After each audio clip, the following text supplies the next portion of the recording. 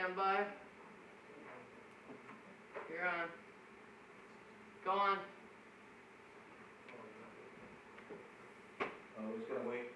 Wait to have copies for the public of the agenda because they're not back there. So they're. It's on the wall here. Oh, I know, but they don't have copies for everybody. So we're waiting? Well, for like a minute. She's right there. She should be back in just a second. Oh. Unless everybody here has one. I have one. What's that? I have one. I don't need one. Does everybody have one? Oh, there's a bunch. Oh, I didn't see them. The agendas are out, not the... Oh, okay. Well, I'm sorry. I didn't see them back there. They were on the wall. Oh, I thought we sat them. Okay, my bad. Okay, all right. Thanks for everybody attending. Sorry for the delay, a little delay to get everything squared away. So we'll start the meeting out. We have the public comment before the agenda items, and then we just have the basic 2 agenda items, the work session for the rate study, and then the public comment at the end. So the public comment now is based on the agenda items only, so which just be the work session tonight. And then you have the option to, or the ability to speak afterwards. So is there any comments?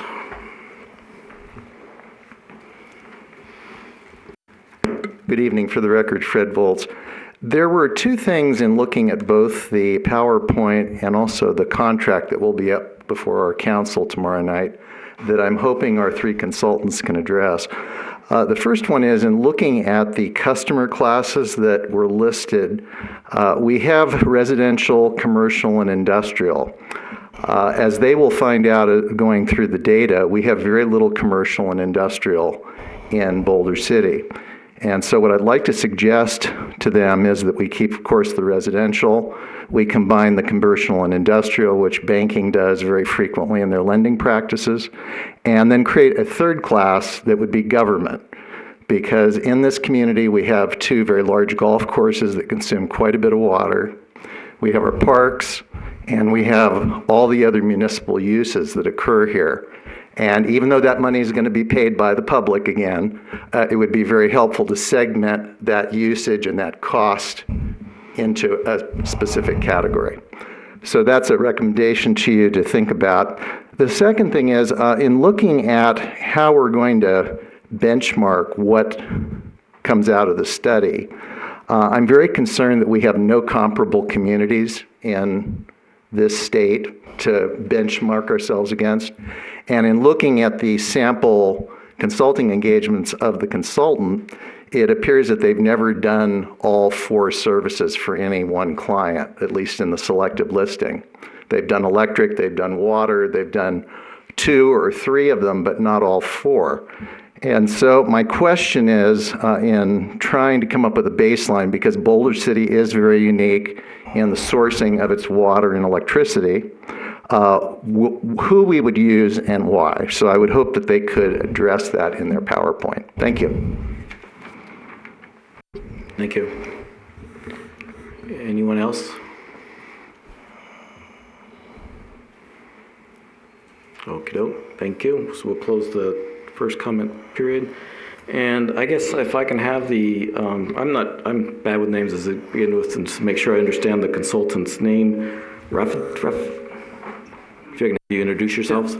Yeah, well, I'll go ahead and introduce my team, and so we're with it's Raftalis, and it's a Greek name, so it's not one we come across very often, but it's sometimes it can catch your name. So Raftalis. My name is Bill Stannard. I am chairman of Raftalis. And we'll get into a little more detail on that. But with me tonight is Colin Dratt and Tom Beckley. Tom will be the project manager for this engagement, and Colin will be the lead consultant working with getting down into the weeds of the information and really creating some of the modeling that we'll be doing from the financial standpoint of the operation. So before you get started, I would just like to ask if it is okay for the committee members to ask questions as you go through the presentation. Yes, so that's actually, like to have the dialogue with the committee members, and so if you have questions as we go through, and we'll be getting into, particularly when we get into the rate-making 101 piece of this, and we want to spend more time in discussion with you, then we'll get that. Yes, so please ask questions and get our attention and ask the questions. Is there anything else that the committee members would like to ask before we start the presentation? Okay, then I guess it's all yours. Okay, thank you. So, we'll talk again. We thank you for the opportunity to be here and spend this time with you, and hopefully be the first of a number of times when we're together in interacting and really drilling into the really policy issues and really what's driving the need for financial resources for the 4 utilities that are owned by Boulder City. So this will be the initial meeting, and look forward to more meetings with you as we go forward. So as far as our agenda for what we want to do, I want to just spend a little bit of time talking about Raftalis, our firm, and what we bring to the table, and try to address some of the questions that the gentleman from the public raised with regard to, as we look into benchmarking with other utilities, and recognizing that Boulder City is very unique with really, we're looking at 4 utilities, and many that have 2, and some only a few that have 4, and some that have and there's a few that have 3, but it's more common. Municipal utilities will be water and electric with a separate wastewater, and then solid waste would be a separate entity, and a lot of times not an enterprise fund operation. But then we want to talk a little bit about the project that we're engaged with, that you've seen, our proposal and the scope of work that's included in the project, and we'll review that briefly, and then get into the rate-making 101 exercise. And then after we finish that, we'll do a pricing objectives exercise. We'll require your work as we evaluate, learn more about pricing objectives and what's important from the city of Boulder City, and as you represent as members of this advisory committee, the different stakeholders within the city, and how we can identify what are the most important pricing objectives. Then we'll finish up with a discussion of what next steps, because there will be another meeting a week from Wednesday night. Is that correct? I want to make one comment already. We have not been selected as representing, at least to my knowledge, the stakeholders in the city. We've been selected as people who are somewhat knowledgeable about utilities, who can provide an independent view. So we don't want to create the false impression, at least on my part, that we're representing a given group of, solar utilities or whatever. That's not at all how this committee was selected, just to be clear.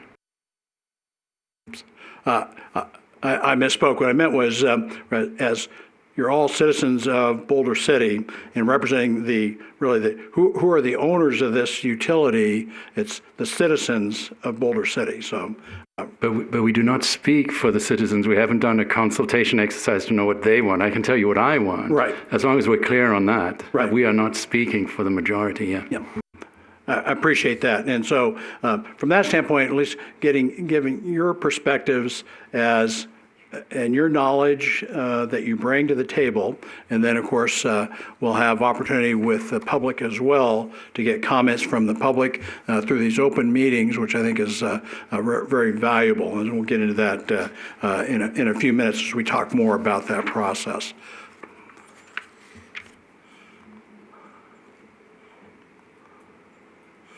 Okay, just a little bit about Raftalis. Our firm was founded in 1993, and currently we now have more than 100 consultants focused on municipally owned water, wastewater, electric, and solid waste utilities and stormwater utilities around the United States. So we don't work for investor-owned utilities. We don't work for private businesses.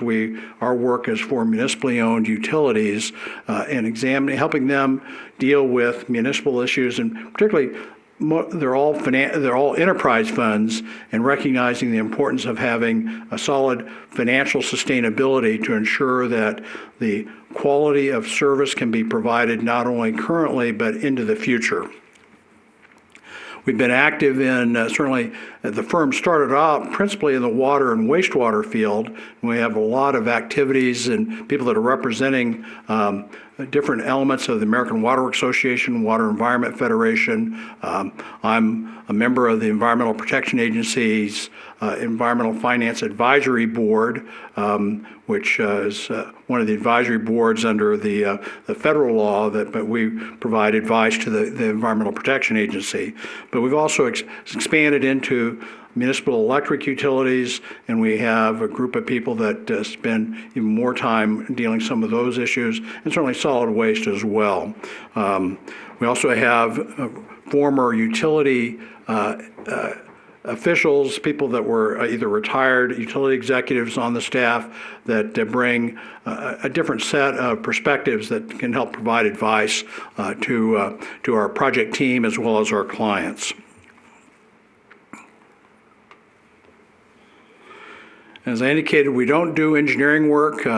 We really focus on utilities and financial elements. So we do financial management consulting.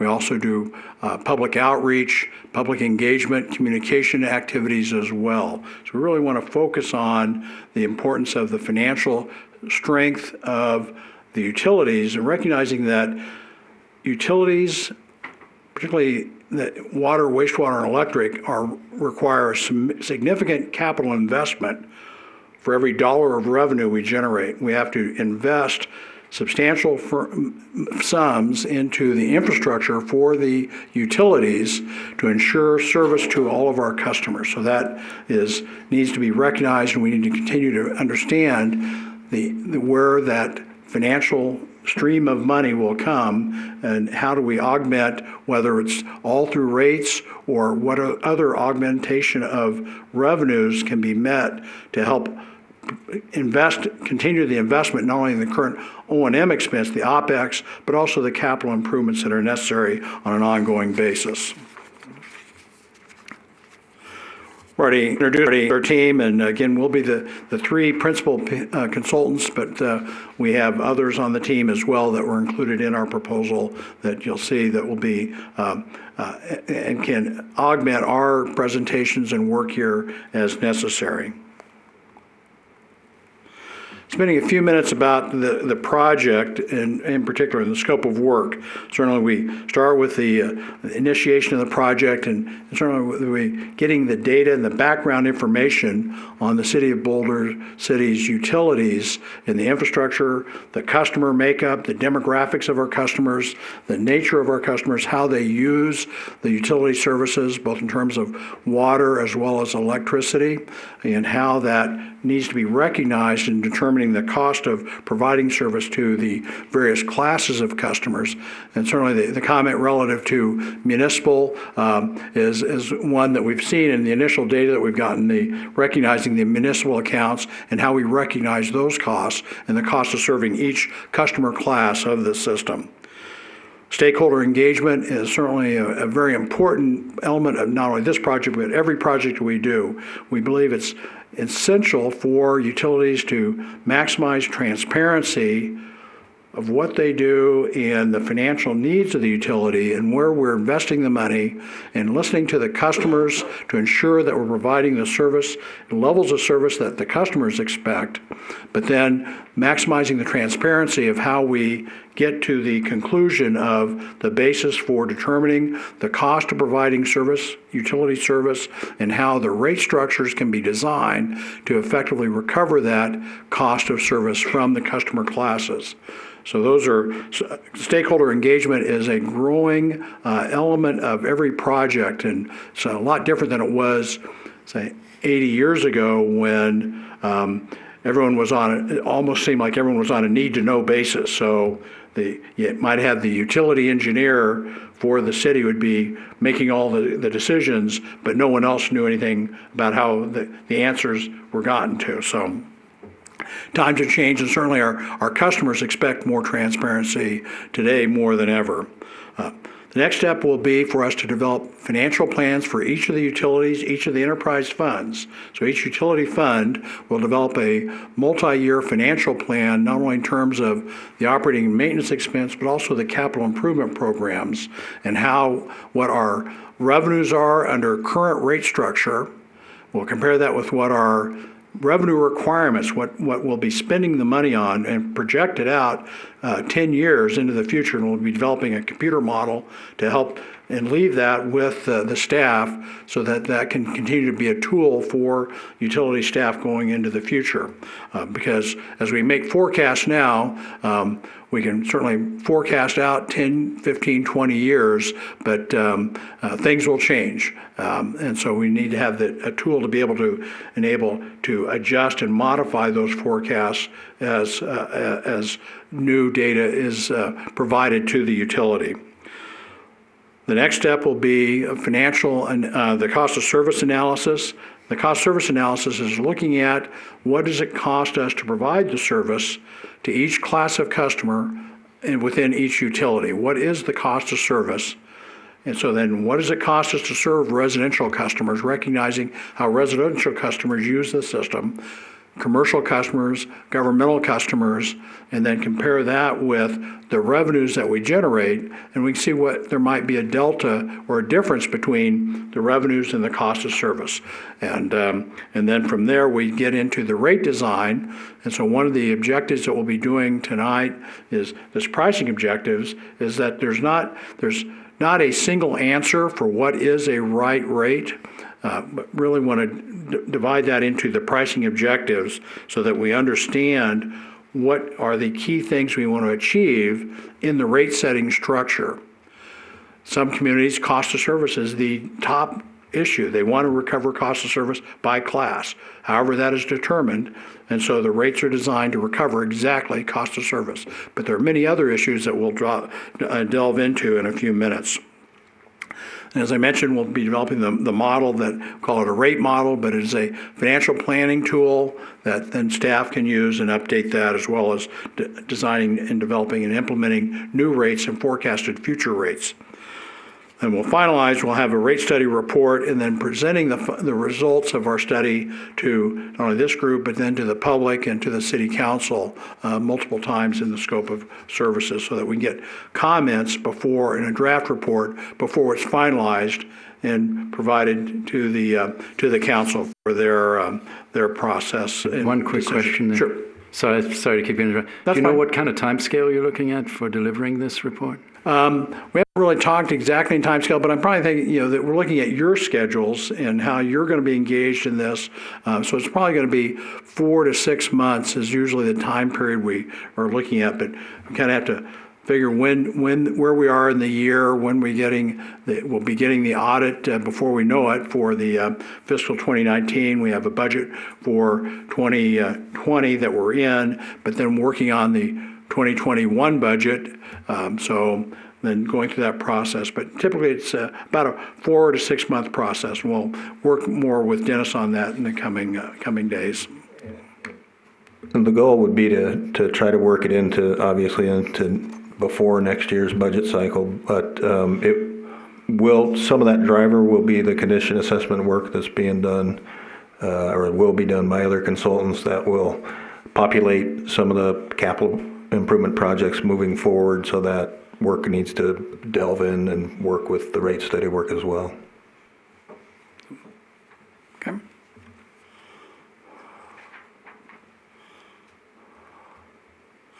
All right, so we'll move on into we call Rate Making 101. So while some of us have spent our entire lives dealing with utility rates and financial planning and rates, try to get you up to speed as quickly as possible. And I'm not sure what your own individual backgrounds are, but I think hopefully you'll be able to learn something new and interesting, and you'll find it intriguing that there's a method to the madness. One thing I want to point out is that rate setting is as much an art as it is a science. So there is a science element to it because we use a lot of data, We evaluate that data, get a lot of technical information, but there will be art involved in the final decisions, the final recommendations, and balancing the science with the policy issues that sometimes are more art than anything. So we do have, there are resources for guidance, both in terms of the industry associations, as well as books and material that we can utilize to call and experiences with other systems.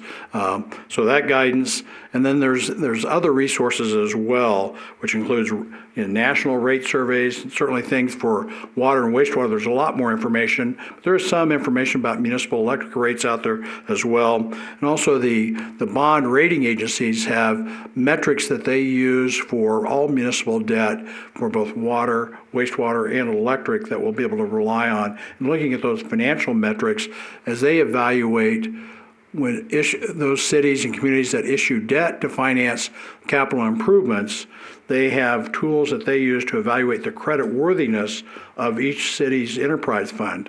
And so we can look at those metrics as a way to trigger, how do we compare with those highly rated credits, and is that something that we want to also achieve as part of this system? Quick question. So on the previous slide 9, where it was listing some of the different sources of industry practices, definitely get the concept that there's an art and a science element to this. For example, have you done benchmarking that helps us to see where the propensity of the different types of entities, for example, under the American Public Power Association, how they're structuring their rates? Like to help us understand what's the more common rate design structure? Yes, we have access to that information. And also, again, that there's not either an industry best practice. It's really looking at what is right for your community as opposed to what.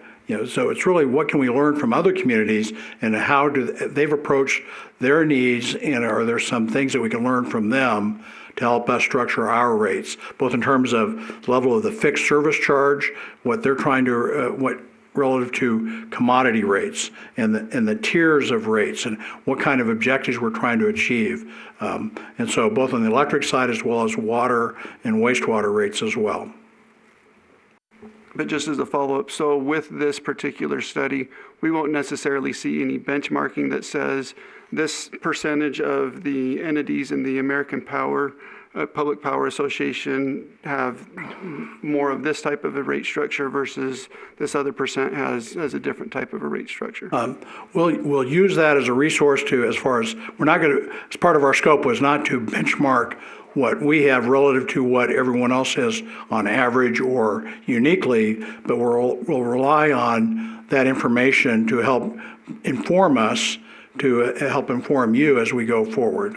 So there will be information provided that will be a guide. So we will see some kind of a benchmarking and see how those different entities have decided to do this.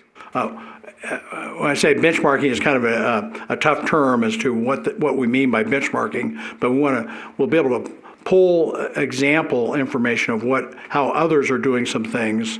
So we'll pull that from our database as opposed to creating a giant benchmarking survey where we're not including this scope was not to do a scan of 20 utilities and see that wasn't included in the scope for this. Okay. But, thank you. Yeah.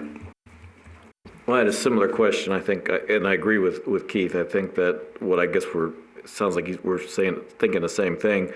In the way the slide was laid out, it was almost like there would be benchmarking associated with it. But what I'm hearing you say is that you're just saying that you have this background data that will help you to do the work for us. Is that what I'm hearing? Yes, and so we know what tools and what approaches have been taken in other places, but then again, and in the end, it's really, there's not too many, there's not a lot of options and alternatives available to us or to you as to how you'd want to achieve things. But certainly the big issue is going to be how we would structure the base service charges, which is, again, that will be a policy discussion that we'll have, looking at the need for more stable revenues versus variable revenue streams. But then on the commodity side of it, how do we achieve how people are using the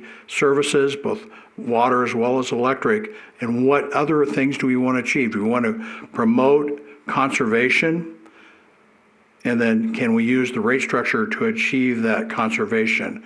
And others have. We know what other utilities have done, but then we also know what our cost stream is and what's driving our costs and how we recover those.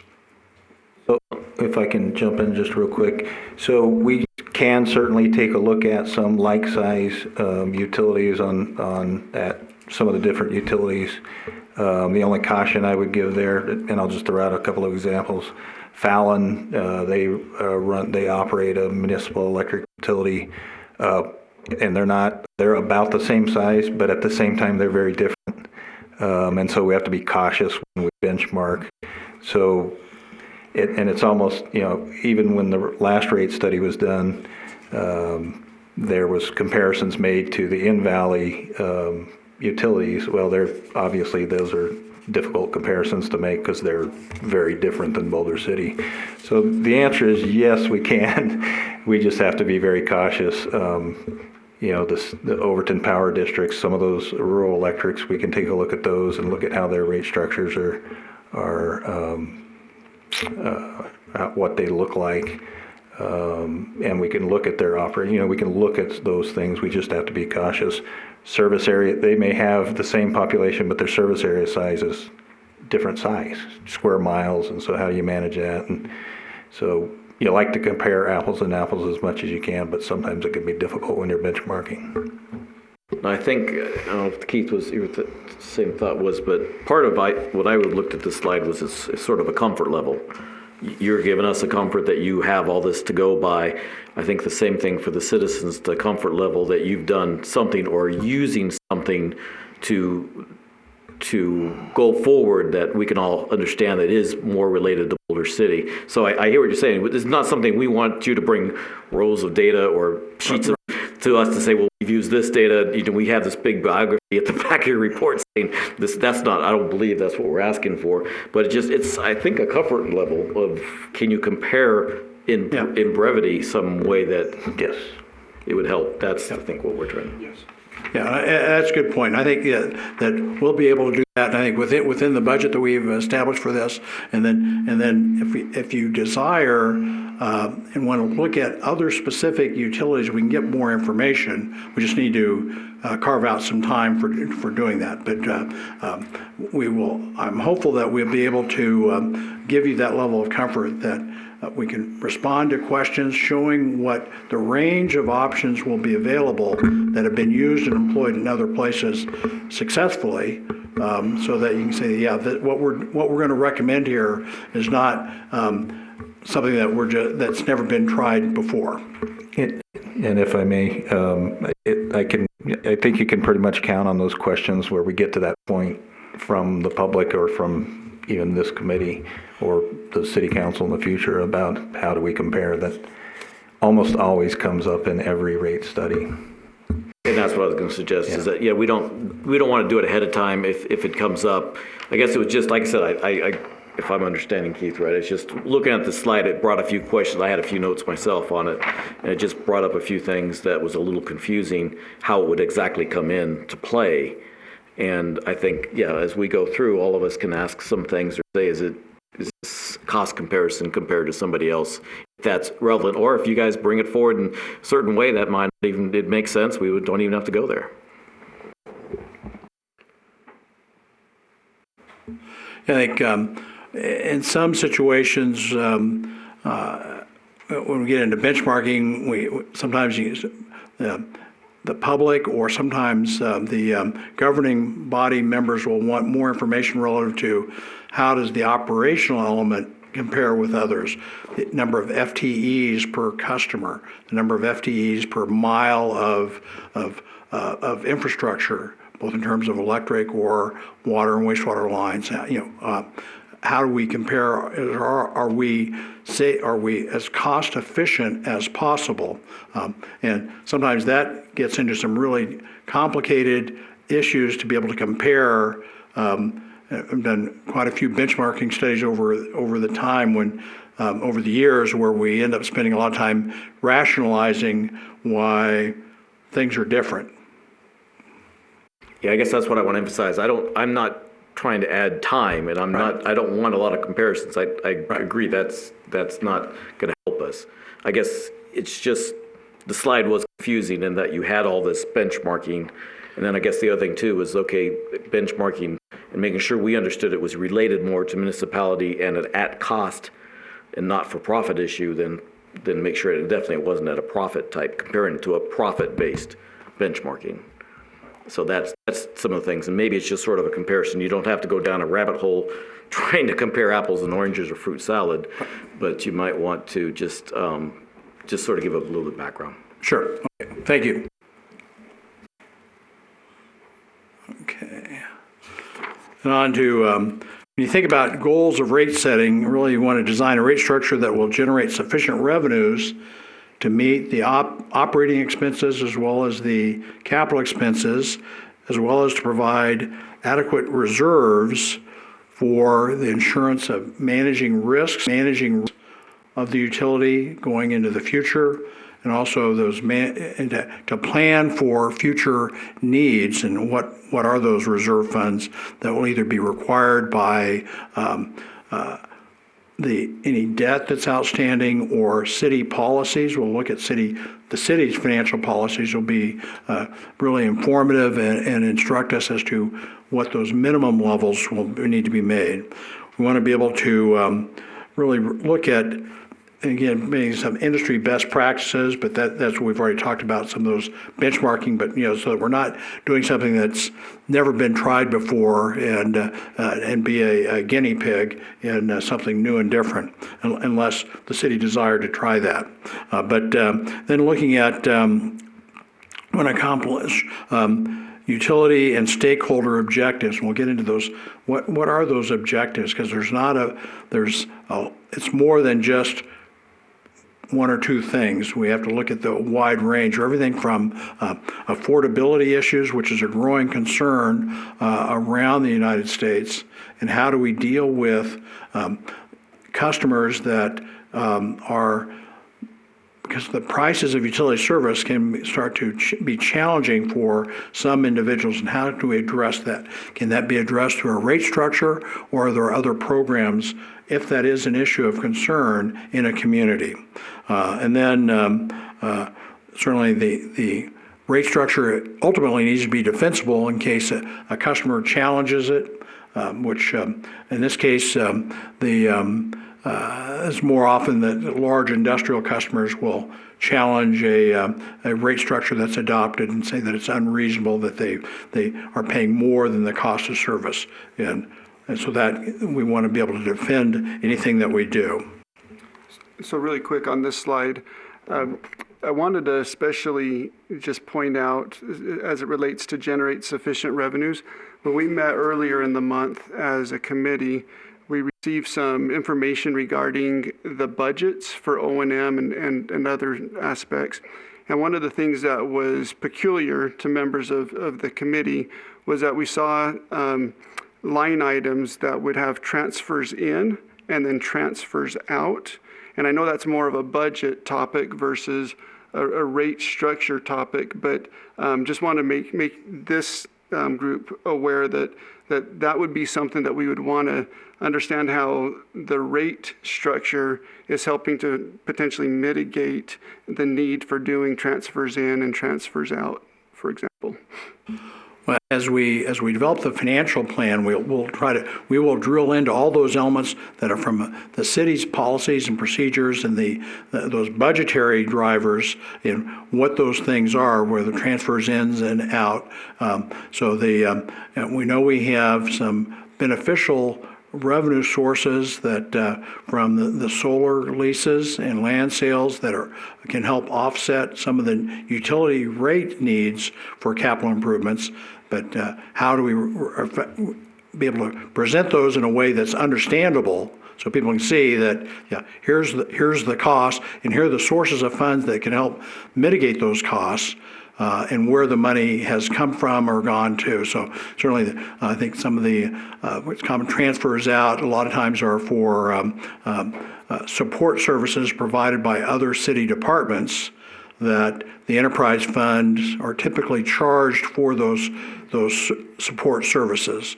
So we want to understand what those are and how those are determined, and then if they're appropriate, if we have concerns about them, we'll raise those concerns with staff, but we'll incorporate those into our presentation. Again, so we want to have transparency in the whole process so that the citizens can understand in those all the revenue needs of the utility, both direct and indirect, as well as the sources of revenue available to fund those needs. And if I may, real quickly, obviously the finance department and the finance director will be heavily involved in not only helping us understand exactly how those transfers are occurring, but what they are and what they're for and how they're defined, as well as the policies, the financial policies, to make sure we're applying them correctly to the rate model, and so that you can follow the money.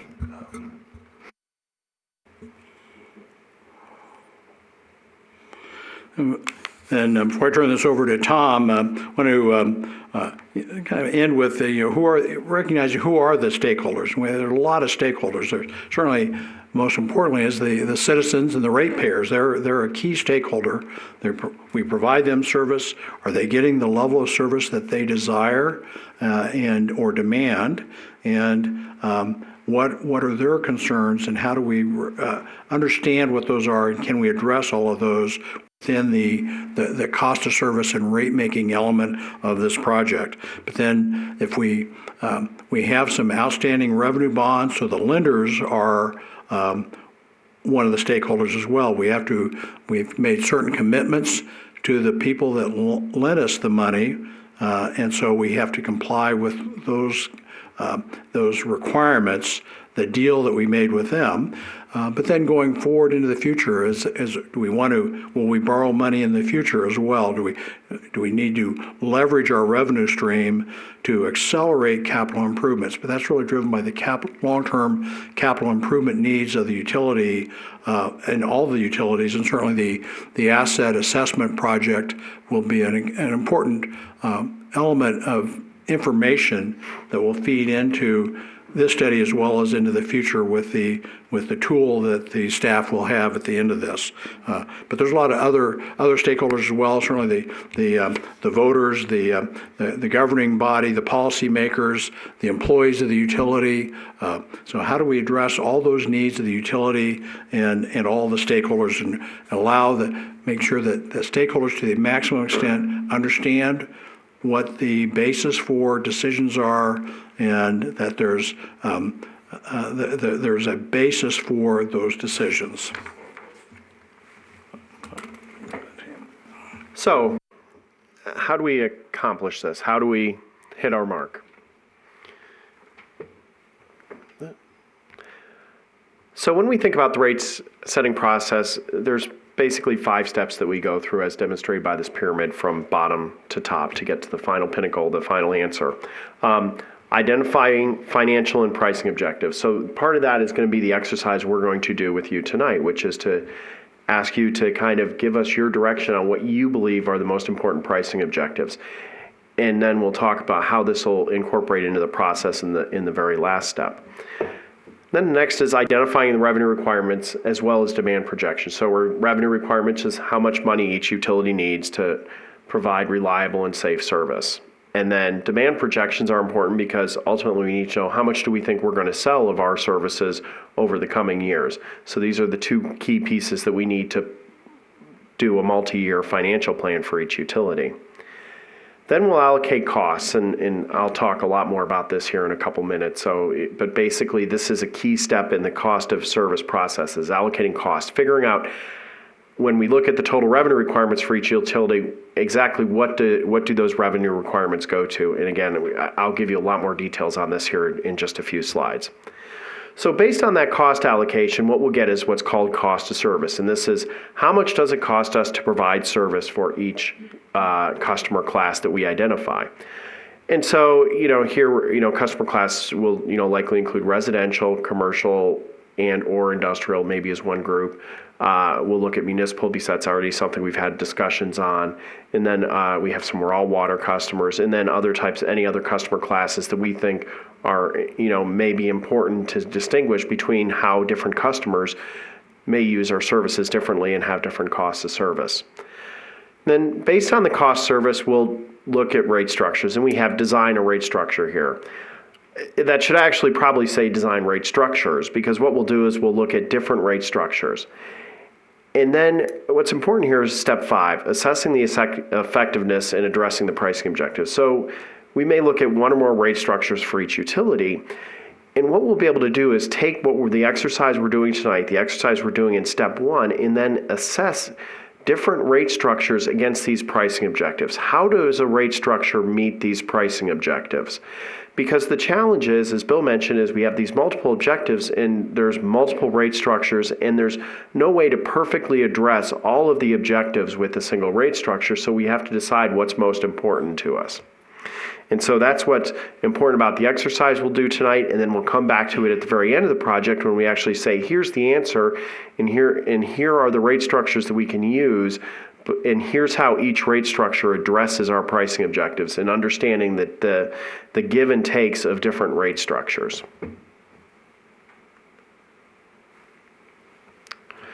So the financial and pricing objectives we'll look at, and you'll see these in the exercise we'll do here at the end. These are some of the objectives that we have: cost service-based allocations. In other words, do we want to, strictly make sure that every class is paying 100% of their cost of service, and that's that. Financial stability or revenue stability. How much of our revenues, do we have in fixed charge versus variable charges? Efficiency and conservation is an important one, and affordability is one that we see that's more important to many utilities than, especially as rates keep increasing. There's been more and more concern about affordability. We'll talk about some of the give and take about those. And as I said, the challenge is we have to weigh these pricing objectives against each other. And so here we look at, what's most important versus, what's less important. One thing I always like to point out is one of the pricing objectives we'll see here is economic development.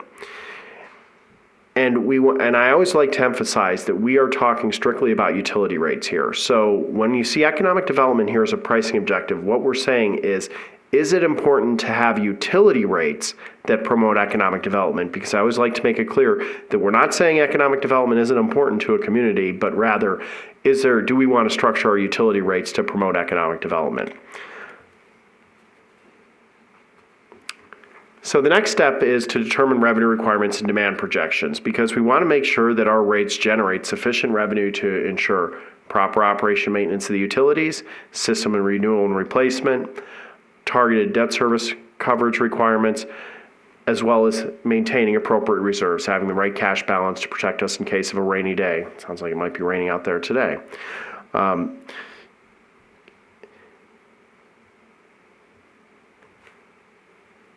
So when we look at our financial plan development, we look at several pieces, all basically those pieces that we were just talking about, and they all go into an annual cash flow. Look at our financial plan inputs, customer accounts. Again, this is that demand projection piece, as well as revenues that are generated from that demand projection. And then our expense side, operating expenses, capital plan, and then are we going to use debt, or do we have debt payments already outstanding, as well as fiscal policies, debt service coverage. How much debt service coverage do we want to have to ensure that we're meeting not only requirements, but probably a little bit of a margin. You don't want to have your debt service coverage be exactly what you need it to be, because then if you have missed by a little, then you miss your debt service and you're in a technical default on your loan.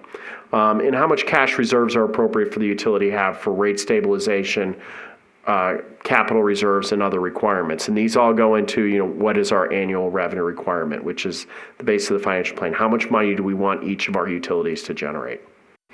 Now, I know you're having limited time for the next meeting, but is there any chance of you actually bringing some of the data forward in the next meeting? So some of the Boulder City's financial, or if I'm assuming that if looking towards the very end, you're saying this would be one of the items you're talking about, financial planning. Definitely not next week, honestly. And even if we did, it wouldn't be any more detail than I looked at the presentation you were given last time. It wouldn't be any more detail than what you've previously been given already, because we simply haven't had a chance to develop detailed financial plan. But ultimately, that's the goal, is to provide, that's a key output of our project is a multi-year financial plan for each utility. Here's how much it really takes on a cash flow basis for each financial plan. And I understand the concern, actually, about the budgets. Sometimes when you look at these budgets, utility administration is the one thing that I think really, it's like all the money goes in there and then it all gets distributed to the other 4 utilities. And so ultimately what we're going to look at is each utility individually, because we want to make sure each utility is generating what it needs to, and we basically consider each one of them independently, which, in terms of Boulder City, they are each an independent enterprise fund, so that's the way you have it. And we look at each one independently, and that's really the heart of what we'll look at, is the cash flow for each of the 4 utilities, and take away some of that concern you have about these other transfers in, transfers out, because ultimately, at the end of the day, what we're concerned about is water, wastewater, electric, sanitation. How much does each one cost? Here's the revenue requirement. Here's how much is O&M. Here's how much is capital. Here's how much is debt service. Here's how much is contributions to reserves. And you'll be able to see that from our financial plan. And as far as the next meeting, what our objective is that we will have had time to review the initial financial data, where we are, and provide some perspectives as to make kind of an initial health check of the utilities. What are the fund balances? Where are we? Revenues versus expenses? What are we seeing? And provide those perspectives to you in the next meeting. And if I may, I'll be spending obviously a lot more time with the consultant tomorrow, and we'll be looking at that schedule and whether it makes sense to do something at the very next meeting or contemplate to give them a little more time looking at those items and looking at the financial information. Maybe what we would want to discuss, not today, but at the next meeting, is does it make sense actually to have another workshop in this kind of forum where they come back in maybe like a month, but it wouldn't be at the next meeting with that information. That'd give them a little bit more time to go through that. So we'll kind of work on that tomorrow and be able to give that feedback to the committee. Okay.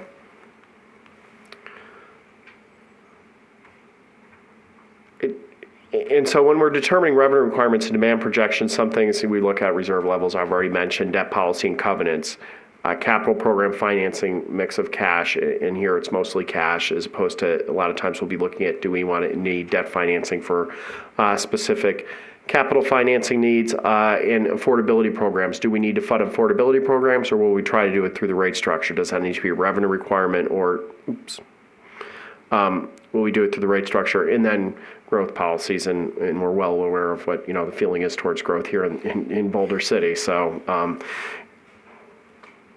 we'll take that all into consideration. And actually, something Dennis pointed out to us, one of the challenges we have with a lot of the utilities is we may have relatively minor growth here in Boulder City, and then the other challenge on the utility front, especially water and electric, is declining per capita usage in a lot of cases. Especially on the water side, we see declining per capita usage in a lot of areas because of of heavy focus on conservation. Every time somebody puts in a new appliance, it becomes more and more efficient than the one it's replacing. And so really on the water side, and even on the electric side, there's some of that. We promote conservation, heavily, and every new light bulb that goes in that replaces an incandescent bulb uses, a fraction of the energy the one it replaces. Every new appliance uses less energy than the one it replaces. And of course, that's offset somewhat by some modern conveniences like more and more air conditioning and things like that. But it's certainly a concern when we talk about growth, there can also be a decline in usage, which, from a utility perspective can be a challenge, because a lot of times our costs aren't decreasing just because people are using less. Yeah, I might say that on, like, for example, water utilities, and it's really been more so on the water utilities even than electric, is the impact of conservation and the both in terms of the conservation ethos that we've developed in our in promoting in our for our young people in our schools and interest in the really a valuable resource, water, and how do we use that resource as wisely as possible. Nationwide, over the last 15 years, per capita water consumption has dropped about 30 to 35%. So and we have quite a few clients that they've had maybe 15% growth in customers over the last 15 years, but their water sales in total have declined. So they've had to invest in the infrastructure to serve more customers, but the revenue stream is driving down, so that alone drives the need for increases in rates. So while we're on the topic of conservation, just curious, I don't see it specifically spelled out in any of the slides that we've covered so far. So things like rooftop solar and net metering, is that going to be part of the rate design study? Certainly, we'll look into that issue and certainly look to, again, what are the objectives and how are we trying to promote something and how do we do that? And how can we do those conservation promotion things through the rate structure and certainly promoting more rooftop solar and things like that. So, well, and my point is just more making sure that it's an intentional decision around what we do there, because there's already rooftop solar and it already has a certain kind of a rate structure. I just want to learn more about the intentionality of where we are versus you see a lot more in-depth discussions with other utility service territories. So yeah. And to follow up on that a little bit, we have that net metering program and the conservation program with air conditioning and pool pump replacements. That's all embedded in the integrated resource plan, which this group will be reviewing in the very near future. But yeah, we will absolutely have to look at that from a demand projection perspective. It's not huge. I think we currently have 33 plus or minus rooftops right now, so it's not like it's this huge demand. But the fact of the matter is, if you look at our demands, both on the water and electric side, in the last 5 to 10 years, they haven't changed a lot. In fact, they've declined. And so to what Bill is saying, that obviously those programs have an impact. We certainly support those types of programs. We just have to understand what they mean going forward. Right. And there's legitimate concerns too, especially with net metering and rooftop solar, about making sure that those people aren't, being subsidized by the rest of our customers.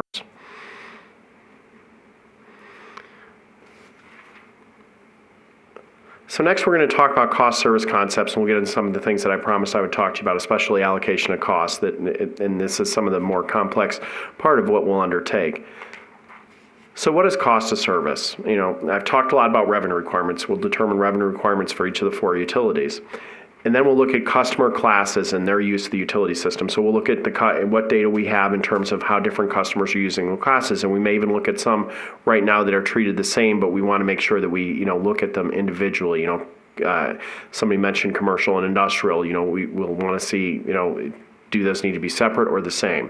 Municipal is something we were discussing earlier today, even before it was brought up, and golf courses and how they're treated. And we'll look at those and identify those as their customer classes and make sure that we have the appropriate customer classes to do the analysis we need. And then we'll determine the utility cost service by class. How much does it cost us to serve each of these classes based on their demands on each of the utilities? And this identifies cost responsibility by customer class. So what are they responsible for? And it ensures, that full cost recovery, and it supports equitable rates among these different classes.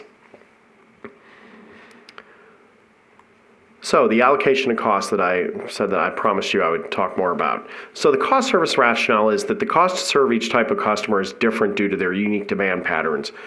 A commercial customer has different demand than residential. How they use a utility throughout the day, throughout the year differs, and that's what cost of service tries to get to, is identifying these differences in demand and determining Because, in the old days, you might just say, here's our electric rate structure, here's our water rate structure. Everybody pays the same structure. The reason you have different rate structures for different classes is because they place demands differently on the system. That's the rationale for having different rate structures by class. So we need to be able to look at that and say, yes, here's why commercial has a different rate than residential, has a different rate than municipal, has a different rate than the golf courses. So that's ultimately what we're trying to get to. And so the cost of service analysis aligns the cost incurred with the revenues generated by the rates. And so what we're trying to do is make sure that each customer pays its own way without one class unduly subsidizing another class of customer. Yeah, I might just, one thing that we're really interested in, I'm particularly interested in, is the data that we have on the, having converted to AMR for our electric customers, for the majority of our electric customers, that gives us a lot more information on how the customers are using the service than what we've had before. And some of the other municipal utilities have determined that we used to have kind of rules of thumb for load factors. It would be for residential versus commercial users. But we're finding that with the AMR data, that the range in load factors by customers can be much greater than what was previously expected. And how do we recognize that and fold that into, again, the intentionality of determining what the cost of service is? Because we group customers into classes because we want to have more homogeneous usage characteristics. But if we find that they're widely different, how do we recognize that not all residential customers are the same? So if that's an important issue, the data will tell us that, hey, we need to take a look at some more refinements in the rate structure if we want to have better clarity as to recovery of costs.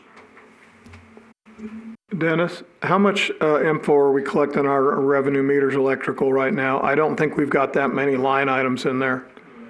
We don't have a demand for anything on that. We just have basic KWA. We have basic information. We don't have the real-time kind of on-demand information that would be nice to have. I think we have a pretty good feel based on our annual uses and how and when those peaks occurs, but by each customer, we aren't getting that data out of those meters at this point in time. And moving forward in the future, we certainly hope to, and even on the water side, eventually putting in the AMR, AMI type meters that we can start to gather that data.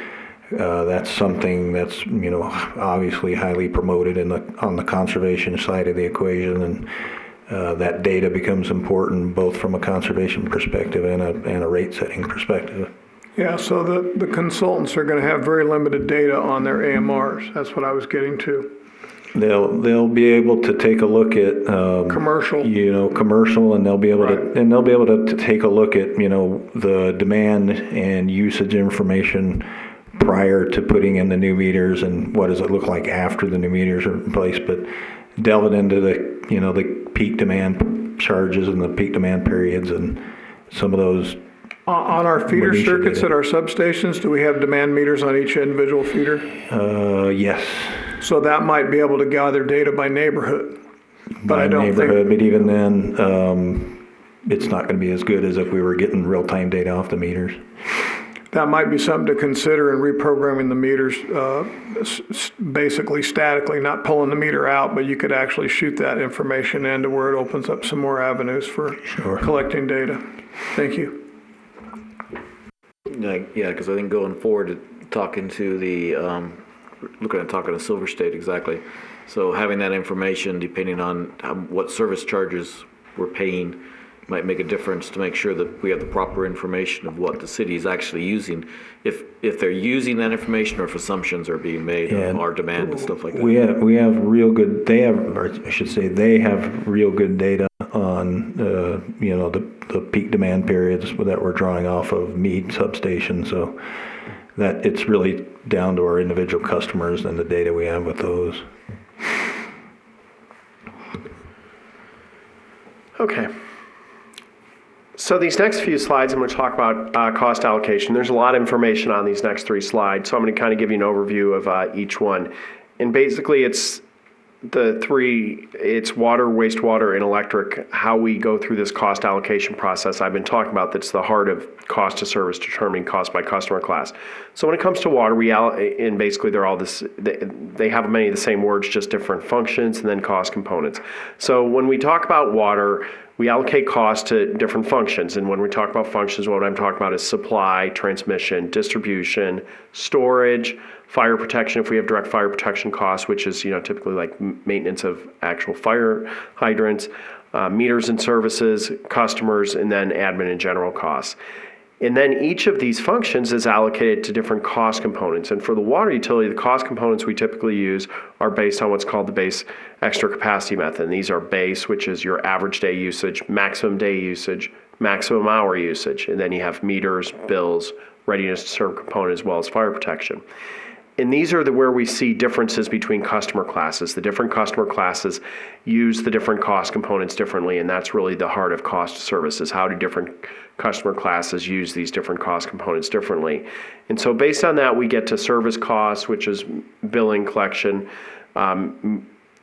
meter replacement and repair, as well as readiness to serve, and then customer costs, residential customer costs, non-residential, raw water, and then other customer classes. So we have a similar breakdown for wastewater, and here you'll see in these cases the functions are different for wastewater. We have, some of them are similar but different. You have treatment, collection, pumping, meters, customers are the same, and then admin in general. And then when we look at the cost components for wastewater, they differ from water as well. You have flow, BOD, which is biochemical oxygen demand, total suspended solids, chemical oxygen demand, and then billing and collections and admin, which are similar to water. So these are the cost components that different customers may place different demands on our system. And then we get to a similar breakdown of costs as water, service costs, billing, meter, readiness to serve, as well as customer costs. Finally, we'll look at electric as well. So for electric, we have power supply, substations, transformers, distribution, again, then some of the same, meters and services, billing, as well as lighting. And then allocation of cost components, average annual, coincident peak, non-coincident peaks, excess demand, as well as meters and then bills, which is very similar to water, wastewater. And again, at the end of the day, we get down to the same kind of breakdown, service costs for billing, meters, readiness to serve, as well as customer costs. And so each one of these is slightly different in, the terms of the functions as well as the cost components, but at the end of the day, the ultimate goal of this is to get down to basically these building blocks of costs that allow us to determine cost service, and then will allow us to look at different rate structures to meet our pricing objectives. So that's the entire purpose of the cost service, is to allocate these costs using these methodologies, and then it will give us the pieces we need to be able to examine different rate structures and how they'll meet the pricing objectives. I had a quick question. So the bottom line is you're going to fill in these charts with numbers over the next 2 or 3 months. Is that correct? Correct. Okay.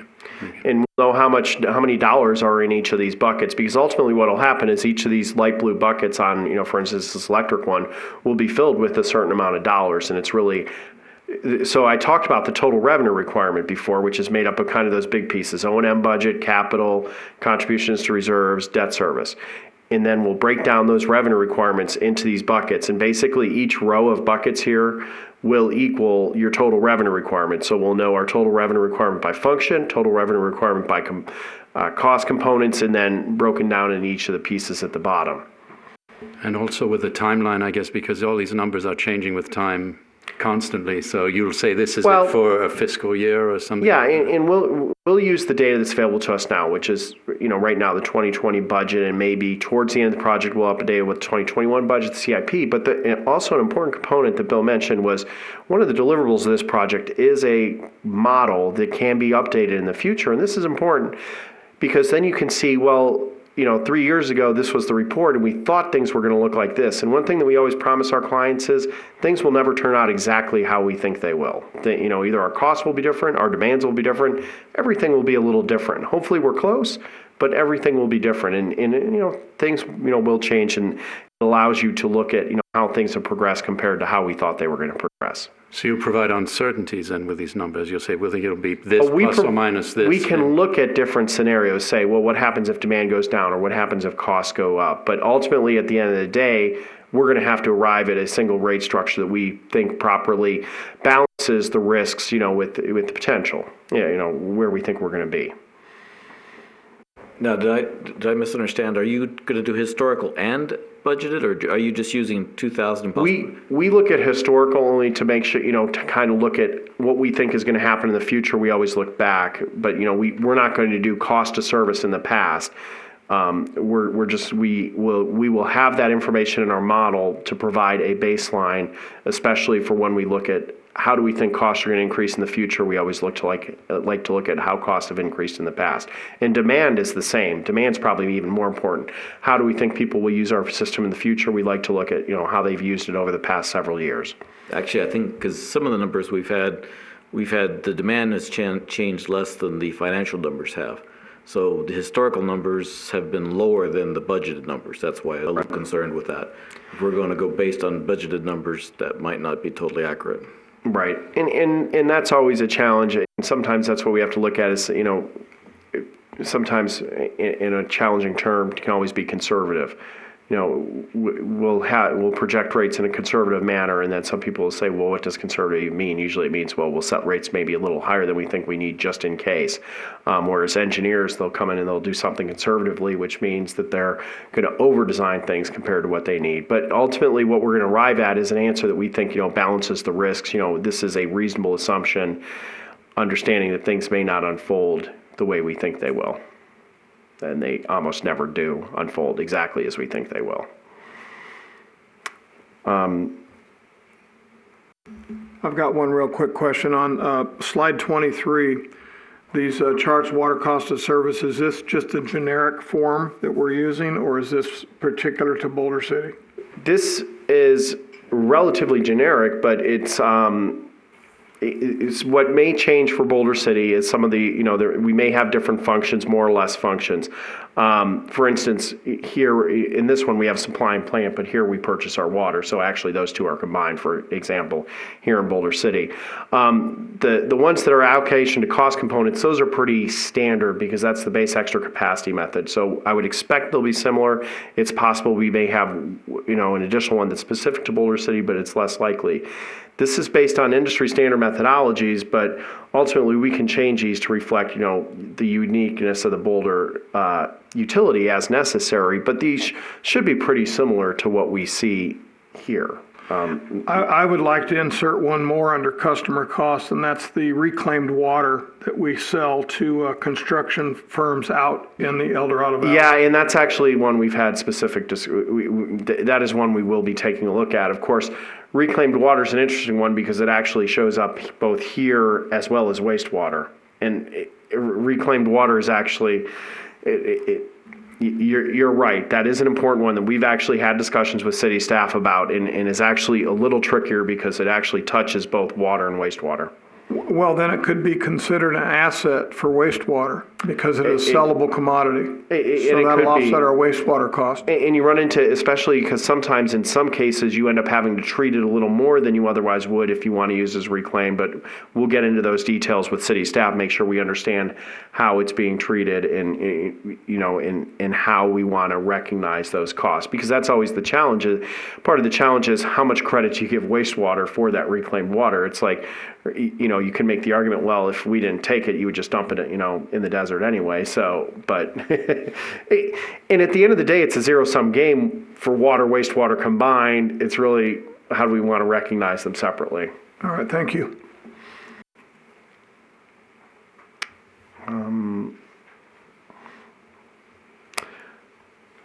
So the next step is design rate structure. So once we know the cost of service, we want to look at rate structures that will meet the pricing objectives. So some of the key considerations when we're doing rate design, one that we're going to talk a little bit in more detail here about is fixed versus variable charges. How much of our revenue do we want to be fixed versus how much do we want to be variable? For most utility, because the simple approach is, if you say this to somebody, they're like, well, we'd like our fixed revenues to match our fixed expenses. But the reality is with utilities, a vast majority of our costs are fixed. Now here for water, we actually purchase water, so that's not a fixed cost. Less we use, we'll pay a little less for it to the district. But we still have a whole lot of fixed costs. The reality is it would be hard to get to the point where we were probably generating the same amount of fixed revenue as what our fixed costs are. Because the challenge is, if we had a really wet year and we sold 10% less water, we couldn't lay off 10% of our employees. We can't get rid of 10% of our distribution system. We can't get rid of 10% of our trucks. We can't stop paying 10% of our debt service. A large majority of our costs are fixed. And so that's the challenge, is how much can we do fixed versus variable? And then another one is traditional versus conservation rate designs. And this one actually somewhat goes with the fixed versus variable, because when we were talking about fixed, if you want to promote conservation, then you can't have a large fixed component, because if all your costs are fixed and you only have a little variable component, that literally, the more you're not going to pay a lot more if you use a lot more, because so much of it is fixed. So those are, some of those competing objectives that we've talked about.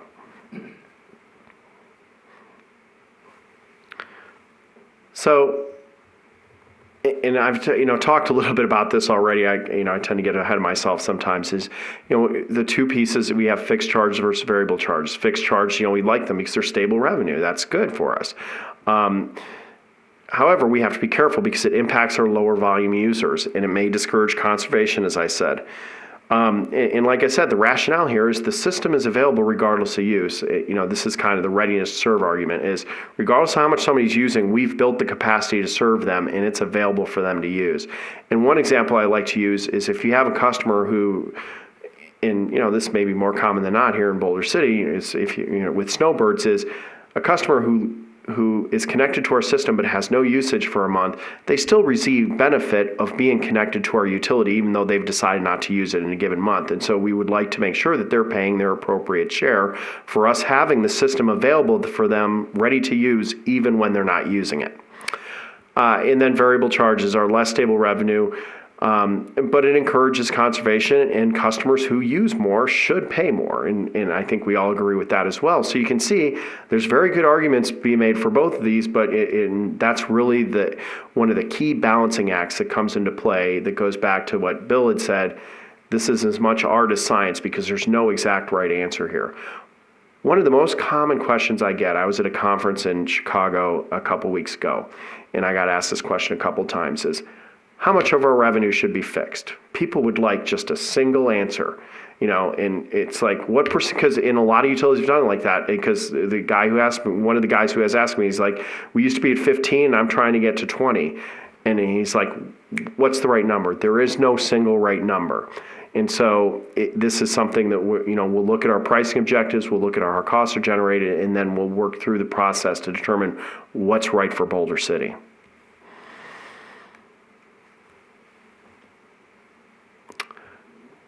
So our typical fixed charge, when we think about our fixed charge, what should be included in that charge? There's a few things that are, that are kind of essential. Customer charge, and when I talk about customer charge here, this is meter reading, billing, collection, things like that. And then there's a service charge by meter size, and really what that's intended to typically recover is the cost of installing the meter, because a larger meter, has a larger cost to providing it as well as maintaining it. A minimum charge. Do we want to have a minimum? Here, especially in the wastewater, for instance, all single-family residential pays the same, and then commercial gets a minimum amount included in their base charge that's the same as residential. And then a capacity charge by meter size. And really, the capacity charge could be considered to be represent kind of, we know if you have a larger meter, you could potentially use more on the system, and whether or not you use it, we want to make sure we're recovering some of the costs that we've invested to be able to provide that capacity to you, even in cases where you decide not to use it. So this is kind of summarizing, what goes into the monthly fixed charge, those pieces that I just talked about. You have meter reading, billing, collection, customer service, the cost of us going out there, reading their meter, sending them a bill, collecting the money, answering the phone when they call. And typically these costs are the same for every customer. And the reason we break these down, and I'll talk a little bit about this, is these costs are basically applied to different customers in different ways. That meter reading, bill and collection, customer service, typically we charge that same amount, that may be just to make up a number, $3 per customer per bill. And it'll be the same for every single customer in Boulder City. The next one is meter installation, repair, and replacement. and we want to make sure that we're recovering the cost of meter. Now, this cost will vary by different types of customers based on different meters they have, different water meters, different electric meters. And we would like to tie that to, if you have a bigger meter, you're going to pay more so that we're recovering that cost. Then the third piece is readiness to serve. And this is really where a community has a lot of discretion in how we determine our fixed charge. Readiness to serve represents what I've talked about, which is that we've built the capacity to provide service even when somebody decides not to use any service in a given month. How much should we collect from those customers? In the ideal world, we might say, well, we'd like all of our fixed charge revenue, but that would probably be too big of a readiness to serve charge because you wouldn't have any room to promote conservation, and it would really hurt affordability for the example we often use is the little old lady on a fixed income. If you had a huge fixed charge, that those are the types of customers that are often hurt by that. So this is the challenge in building up the fixed charge when we get to rate design that we'll look at, and we'll look at alternatives and what best meets the pricing objectives for Boulder City. I just have one random comment, but I think one thing that would be useful for the citizens or the residents would be that this is clear to them, that we can say, okay, this is this charge and this is exactly where the money's going, because it's not clear to people right now what's going on with these charges. And the cost of service allows us to do that because we'll be able to show you the buildup of the base charge, that this is how much you're paying for meter reading, billing, and collection, this is how much you're paying for meters and services, and this is how much is for readiness to serve.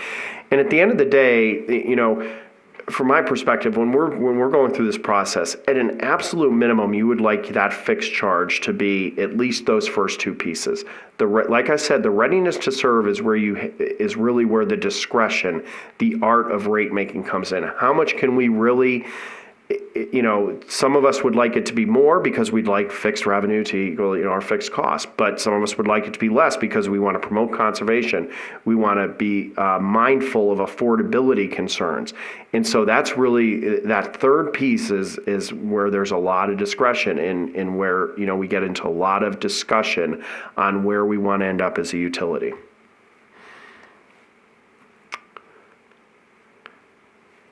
And then on the flip side, we've got the variable charge overview. As I've mentioned several times already, most costs are fixed. So what do we want to include in variable costs? Our only true variable costs are water supply, power and chemicals, purchase power. And when we look at it, it's really a small percentage of our costs. So variable charges almost invariably include some fixed costs, related to the utility, the costs that don't go away even when our usage goes down, our electric or our water usage goes down. So that's the challenge. It's like conceptually you'd like to say, well, your fixed cost should match your fixed revenues, but in reality, it doesn't work usually. Now, I'm seeing something here. Is it into another area? But isn't your capital a variable? Because you depending on what you have to fix when. Not once you've made it, usually, is the challenge. Not once you've made the capital expenditure. Well, I guess that's... It depends whether you're talking about future or past. And part of the challenge with capital, too, is we have to make it in big blocks. We can't, so let's just say we add 50 new customers a year. We can't build capital in 50 customer blocks for a year. Just say, well, we're going to build just enough capital to add 50 new customers this year. And so we have to make the investment to serve larger and capital. I understand what you're saying. There is some variability to it, but it's a lot more fixed, especially once it's already been made. Because, an important piece, although it's less important here in Boulder City than most of our clients, is debt service is an example I've used. We do have some debt service for our utilities. Like I said, if consumption goes down 10%, we can't stop paying 10% of our debt service. It's really a fixed cost. Future capital, if growth is a little less, then we can make a little less capital improvements. But part of the challenge with capital is it has to be made in big increments of investment. But I guess if you've got a regular rate, and let's say the average rate you decided will work for around $5 million a year. So you're collecting that to accommodate. And then maybe you throw an extra $500,000 into account to add up for other years. So if your average is $5 million and all of a sudden you end up with $10 million over several years, then that's a big variable because now your rate will not accomplish that. And that's I guess what I was trying to get at. Okay.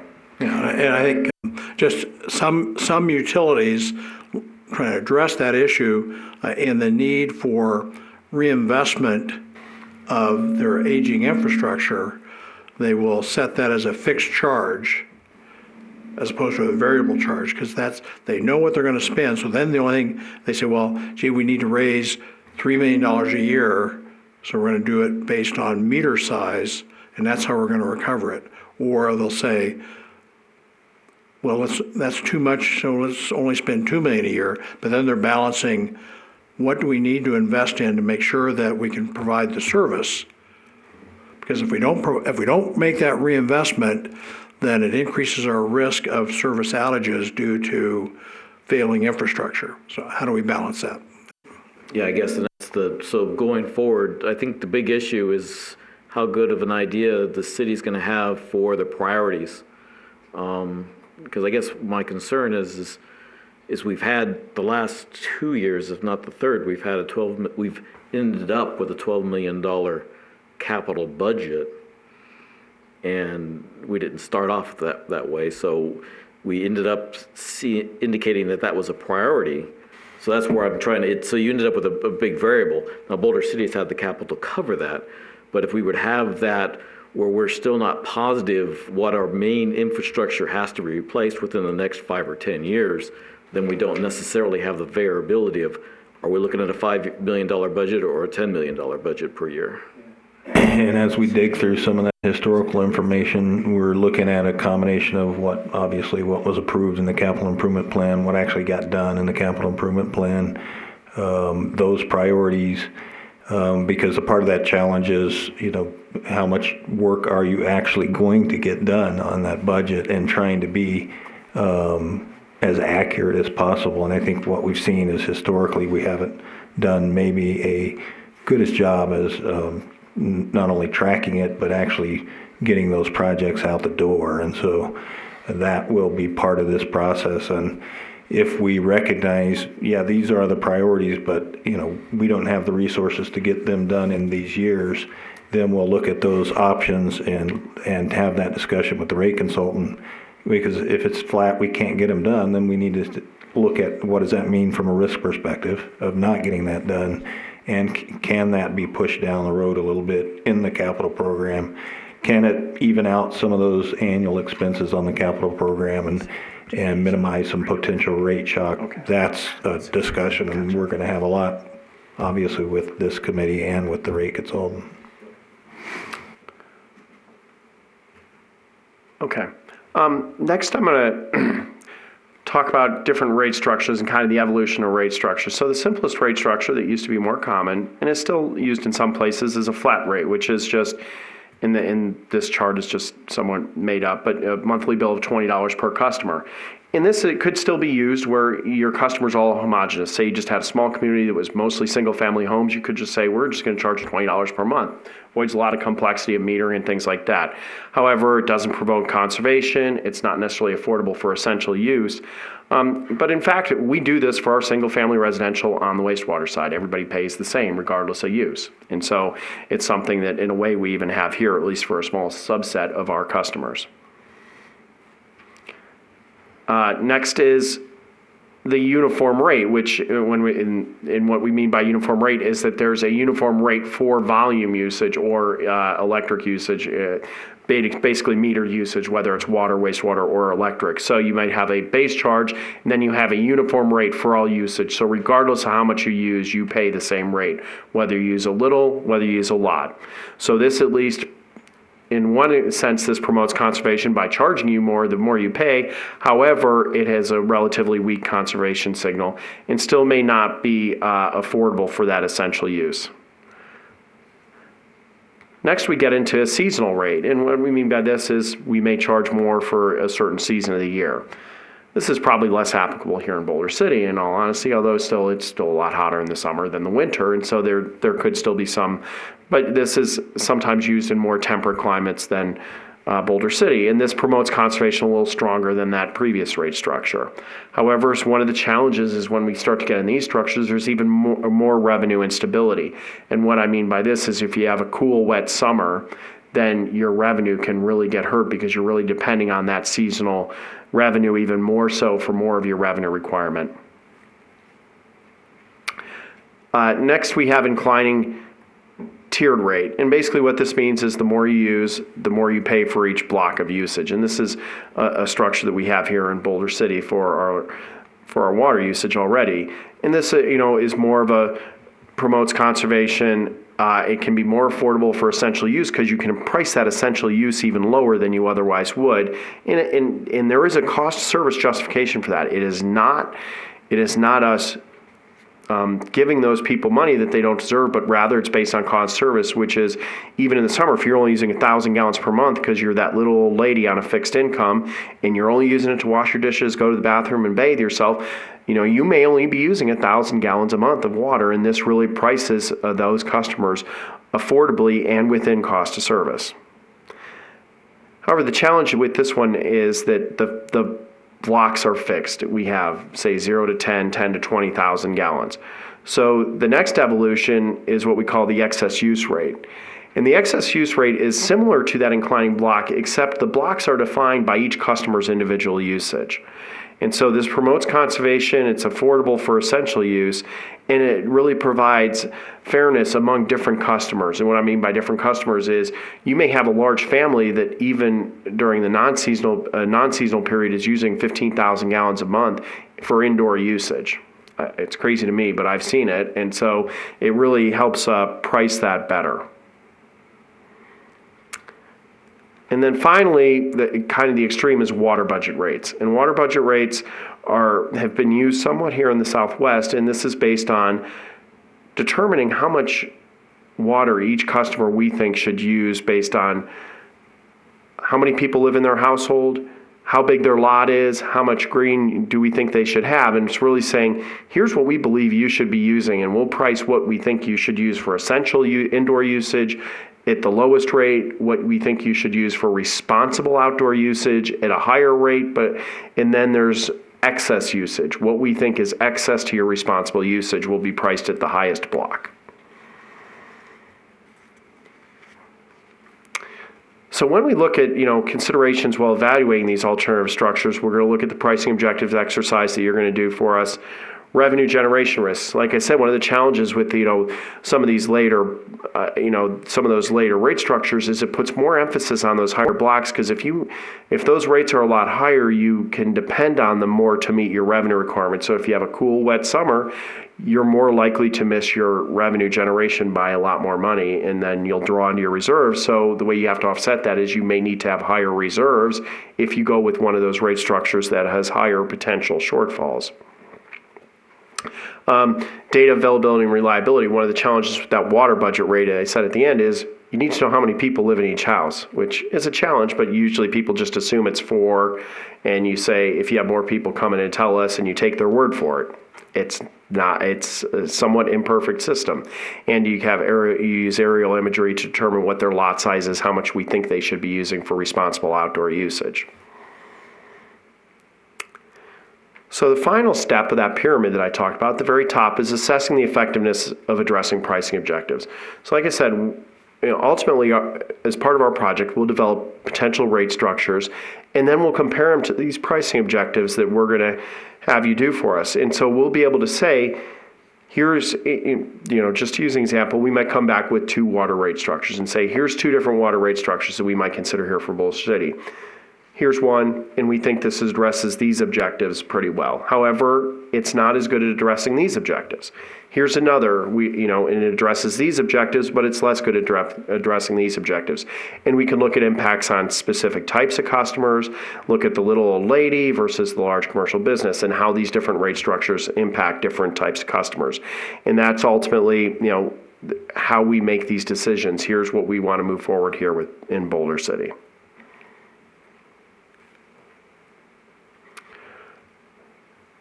And so when we look at customers, one thing we'll want to look at is winners and losers. One challenge is, so the first step of our process that I talked about way back at the beginning was financial plan. When we develop the financial plan, we'll actually know the answer of, over the next 10 years, we need to raise rates by 3% a year to have the money that we think we need. And so you could just take that and apply that 3% a year to your existing rate structure and call it a day. Everybody's rates go up by 3%. However, what we're doing here is a cost service analysis, looking at all these things we talked about tonight, looking at different customer classes. And what you have to recognize is, so what we're going to say is we're still going to get 3% a year more revenue, but we're going to have winners and losers. We're going to have some customers who may pay 10% more per year, and other customers who will see no increase in a given year. Because when you do cost of service, that's ultimately what happens, is you're saying, we're not just going to raise our rates by 3% a year across the board and call it a day. We're going to make sure that each customer class is paying its fair share, and that means that some customer classes will see bigger increases than others. So we'll assess, evaluate those winners and losers, assess the magnitude of impacts, and ultimately what typically happens is, to use my 3% example, we're not going to come in, most likely most communities aren't going to say, well, cost service says their rates need to go up by 20%, just do it all in 1 year. You'll phase it in over time. Because one thing to recognize is, even if our cost service analysis shows that somebody's paying way too little, it's not their fault they're paying way too little. We're the ones charging to them as a community. And so even though we have a justification for saying you need to pay 20% more, we don't necessarily want to just hit them with 20% more in 1 year. Maybe sometimes we do, but often we don't. So we have a pricing objectives exercise, and I'm going to go over the pricing objectives here and just kind of give you the framework for what each one of these means. And then we're going to send these pricing objectives home with you, and you can fill out this. Basically, it's a worksheet, and you'll just rank the pricing objectives.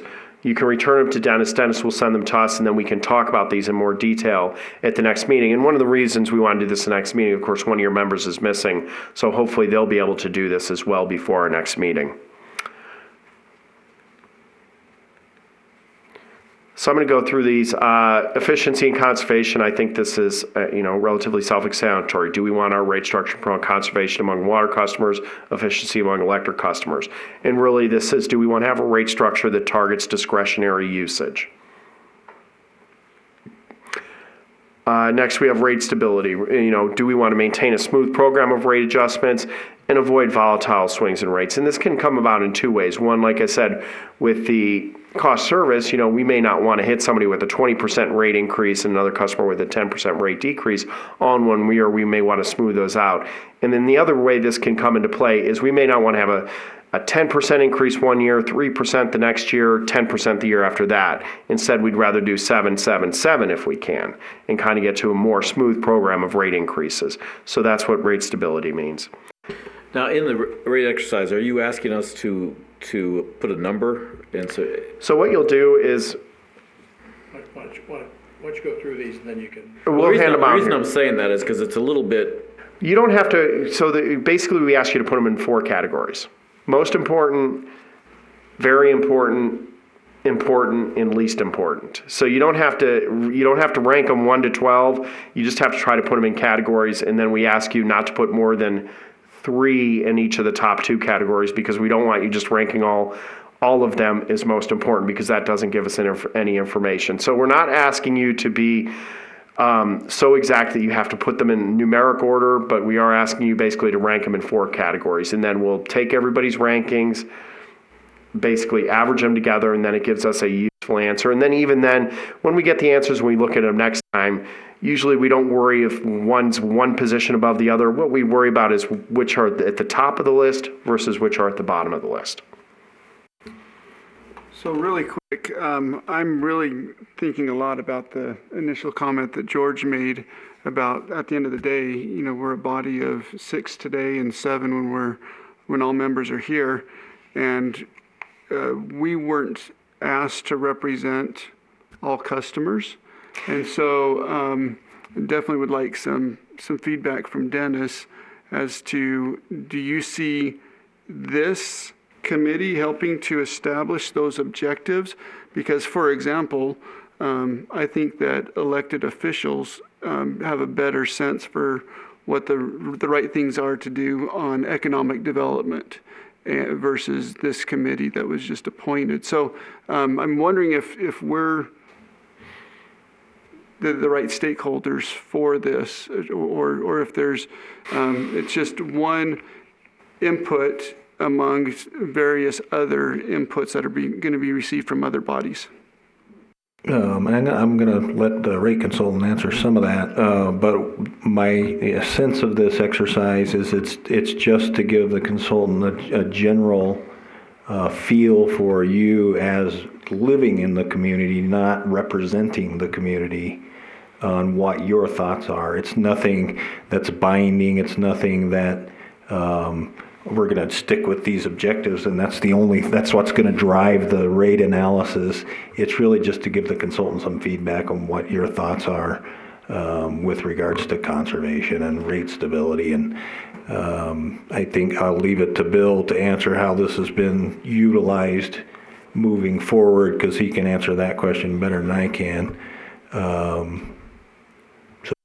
Okay. Yeah. So again, for you, it's really your perspectives as individual customers of the system and knowledgeable about the community. So just what you can tell us is informative for us as well, and I think it can help you as we think about these pricing objectives.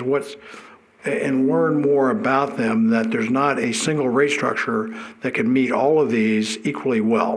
So it just helps us define how we should move forward with options or alternatives. We haven't, and the council may determine that they would like to, if they wanted to go through this process, we could work with them as well. And we've done that in other communities where we've had the elected officials go through this process as well. So, and sometimes we'll just do utility staff go through it and see the differences, what's important to each different group, what they're seeing is most important. But, we want to just try to get a sense of how the final options, because we're not just going to come with a single rate structure. We're going to provide the council, you and then the council, several options for rate structures at the end, and say, here's a couple things, couple alternative rate structures that could be used, and here's how well they achieve each of these pricing objectives, and then allow that to inform them as to the final decision that is made in the ultimate adopted rate structure. So Dennis, I'd like to recommend that at least the three parties that were just mentioned be involved in this objectives exercise.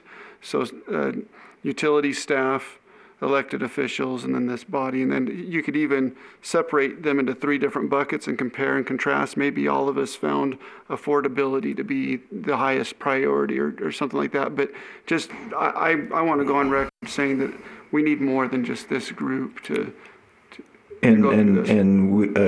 I agree with that. We do have, although we haven't scheduled something, one of the things we talked about with the rate consultant has done a similar exercise with the city council, and so that would be something we could schedule in the future. Honestly, I actually didn't think about it from a city staff perspective, but that's something we can certainly do that will broaden that a little bit, because they know certain things about the system, obviously, that you don't, and the city council doesn't, and maybe theirs will look a little different. I don't know, but we can certainly do that. Yeah. Somebody else.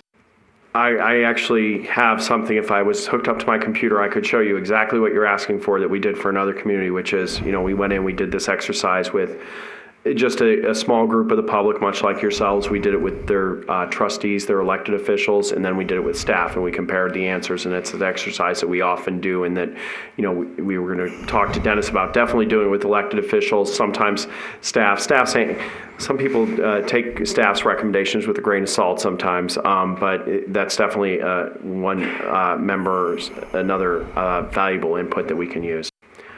So really quick, one other stakeholder group to consider as a fourth, and there could be others, I'd say at least the three, is the individuals that have repeatedly shown interest in, from a public perspective, this topic. getting maybe a constituency of that group. They don't need to be named individually, but just because they've had an active interest in this topic, and maybe they can be another subset of folks that are involved in the exercise. Sure, we can certainly contemplate that and then think about what that execution would look like. I don't want to create extra work, but I'm thinking we represent 1/10 of 1% of the utility customers. Maybe then send out this questionnaire to some random sample of the public with a utility bill and say, let us know what you think. Yeah. If that's not too much work, we don't want to be a burden either, but. Well, the problem I get a little concerned about the complexity. I mean, and this isn't rocket science on one hand, but like for instance, going through this process right here of walking through the objectives, explaining them, and asking you if you have any questions about them. We have to be a little careful if we just put up a public poll or even a random sample that people don't really understand the full. Again, not that this is rocket science, but we just need to be a little careful with that. I think. And hopefully I don't have this incorrect, but I really think this is just to give the consultants a feel for the community because they're not as familiar with the community. We can certainly engage others, but it's at the end of the day, they're not going to use that as the entire driver for setting the rate structures, and it's really just for them to know and get a better understanding of the community in general. Yeah, I think I agree with that because that is going to be. It has some potentially hardship. The reason I interrupted the process and to ask it as you went through it, because as I went through it, it did most of these explanations. You're elaborating a little bit, but I don't think enough to really get to a lot of the meat of it. And so that's part of the problem when you're saying, because I've done this in other exercises, and you have to, some of it you have to throw away or you put into a non-importance so that you don't want to. Well, and even quite frankly, even these slides here aren't necessarily meant to stand on their own, because for instance, the very next one is revenue stability, which only has 2 bullets on it. But I think after the extensive discussions we've had about revenue stability tonight, you understand, our concern, fixed versus variable. It really comes down to that, and we've discussed a lot. It's kind of just meant to summarize to make sure we have a common understanding based on the entirety of our presentation what each of these items means, and it's not necessarily even meant to be a standalone with just these slides. It's kind of summarizing what we've talked about throughout the entire night, not necessarily. This is all you should be able to need to do this. And again, that's why I get concerned that, we don't necessarily just want to put this up on the website and have members of the public vote on it without the context of the entire discussion we've had tonight going through this this entire, hour and a half presentation.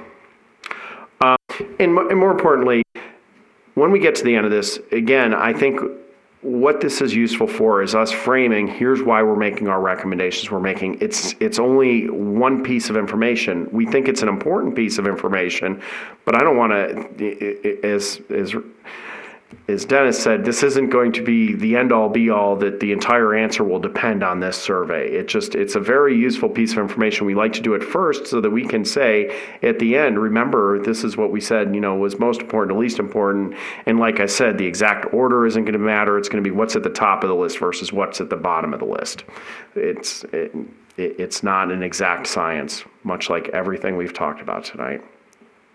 Well, if we're going to talk about it at the next meeting, and then get your opinion of what you see as and I think that would be helpful. So if you say, well, based on what I see here, we might want to discuss to make sure everybody really thinks that their top choices are what we want to work with. Yep. I can live with that a little bit more. I don't want to be that. I think most of us are saying the same thing. You're saying picking from a small percentage and going forward using that data. It worries me. Well, and here's what I can promise you: we won't get to the end of this and say, here's the only answer because back in September, the advisory committee said this, and this is the only possible answer based on what they said in September.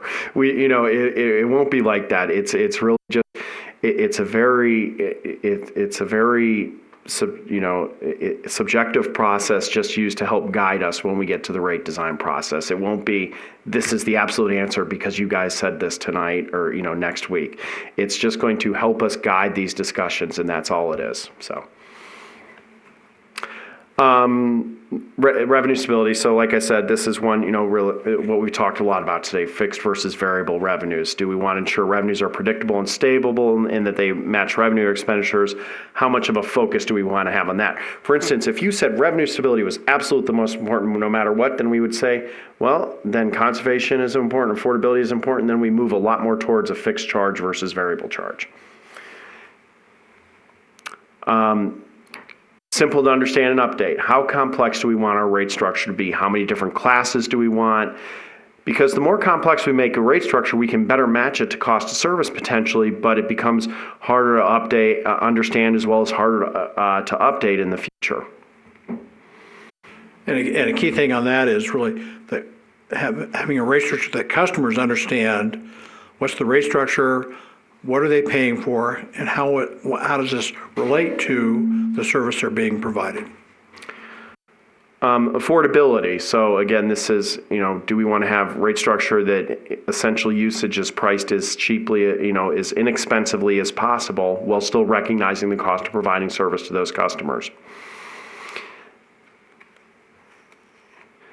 Cost of service-based allocations. Do we just want to make sure that at the end of the day, every class is paying 100% of its cost service no matter what, based on our analysis? And so, really, and how do we work up to that? And even if we decide cost of service is important, do we need to phase that in over a period of time to ensure there's not dramatic impacts on specific customers? Which goes to actually the next one, minimization of customer impacts. Avoid large customer increases, minimize customer service implications, and phase in larger impacts if necessary. Ease of implementation. So if we come up with we can come up with very complex and elaborate rate structures that are very elegant, but they can be difficult to implement. Are they compatible with the city's billing system? Because we probably don't want to come up with a structure then we got to, oh, by the way, go spend $5 million on a new billing system. And, can we do something that accomplishes 90% of our goals without having to make that investment? So is it compatible with our software, minimal impact on customer service staff, and based on information that's available? We can come up with rate structures. Oh, by the way, we need to go collect all this information from each customer, and that's can be overwhelming or challenging. Economic development, I talked a little bit about this, is, do we want to use utility service as an incentive for economic development, and how does that compare with neighboring utilities, and as well as potential legal and political risk, because you can kind of move away from cost service here if you're saying, well, we want to promote economic development, which is somewhat, then are we going to do something for new customers that we don't do for existing customers? Equitable contributions from new customers, specific focus on, do we need, have higher system development charges that ensure growth, pays for growth, and this really promotes a concept we call intergenerational equity, ensuring that customers today aren't paying for assets that are used by customers tomorrow and in the future. So we have the pricing objectives exercise. I misspoke slightly here. So what you'll see here, and we're going to hand these out, like I said, you can do these later, and you'll see what we ask you to do is mark them as either essential, very important, important, or least important. So they're all important, but we ask that you try to separate them. And the way we do that is we ask you to please not rate more than 3 of them each as essential or very important, and then you can put them all as important or least important after that if you like. And if you like, if one of them's really important to you, you can only mark 1 as essential or 2 as essential, so that's up to you. We also have space here, if you think there's something that you think we should add to this, I would encourage you to write in some of these blank spaces and go ahead and rate it. And what we can do is we can talk about them at the next meeting and decide, do we need to redo it if there's one that's, hey, you think this is important, I think this is important, here's the reason why, here's my explanation, and then we can decide to go ahead and add it moving forward. So quick question, Dennis, does this need to become a public document in terms of at least allowing the public to see the framework? I think we're certainly comfortable with the public seeing the framework. I think as far as you providing the information back to us, I don't know that we expect there to be names, and no, we don't usually want that detail. I just meant this one document. Yeah, the document itself, that's fine. That's absolutely 100% okay. Yep. Yeah, I mean, it really just summarizes everything we've already said and presented here today. And what we'll do for the results is we usually don't say, here's the results of each of the 7 of you. We'll just combine them all and just say, this is your combined results, and look at it only in that level of detail. And that will probably be in our next presentation, so that will be available to the public too, kind of the results. Yeah, and I think if we had allotted a couple hours for this, I'm not sure what your time is, but a couple ways to think about this is that we've gone through a lot of stuff tonight, and so one of the things you can maybe just spend some time thinking about it, and then next week when we're back, that we discuss about more. See if you have any questions, have more discussion, and then either go ahead and complete your ranking of those, and we can synthesize the results pretty quickly. So that doesn't take very long to do once we have all the results. But certainly we can discuss it more next week when we meet again. See if there's anything else any other questions you have, or any other perspectives you'd like to suggest that we think about. So have you seen any common pitfalls in terms of comprehension of the descriptors? So I'll just share one that I had, but I think I understand it now. I mean, affordability, who doesn't want affordability? But when you look at the definition, affordability is saying assistance to economically disadvantaged customers. So it's not, is there like a learning curve that you've seen from participants where they might not have understood one of the objectives, or any cautions you want to give us? That's a good point. Well, part of the process is we hope we explained a number of those things. We didn't really discuss affordability much during the rate making 101, but you're absolutely right. It's really looking at those. Are there customers among us? Are there cohorts of our customers that are, because of their financial situation, the rising cost of utility bills is a real challenge. And so then how do we, if that's a concern in this community, how do we address that? Can we address it through a rate structure, or do we set up something else? Just another example of what we're doing.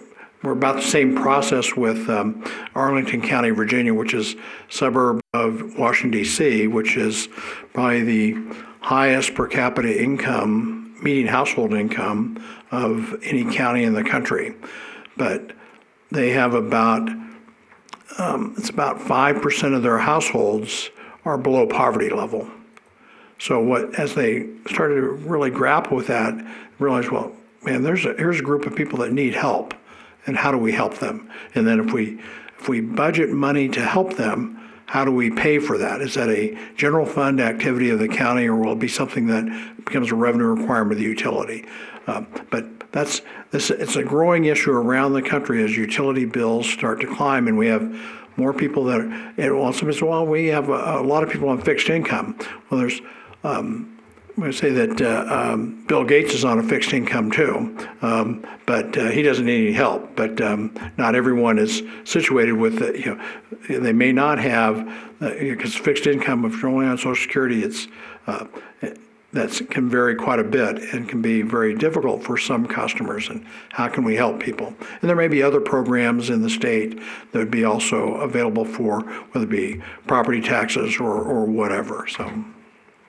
Yeah, I think that's some of the things we have here. Is we do have, I think, if I understand correctly, the city. I'm not sure the city has as much affordability programs do as the state does, and so some of the stuff has been turned over to the state. So that's an issue too. But that is part of it. I totally agree that affordability is one of those, because you don't want to say that's the least important. But when you're looking at all these items, you're trying to figure out where to put them.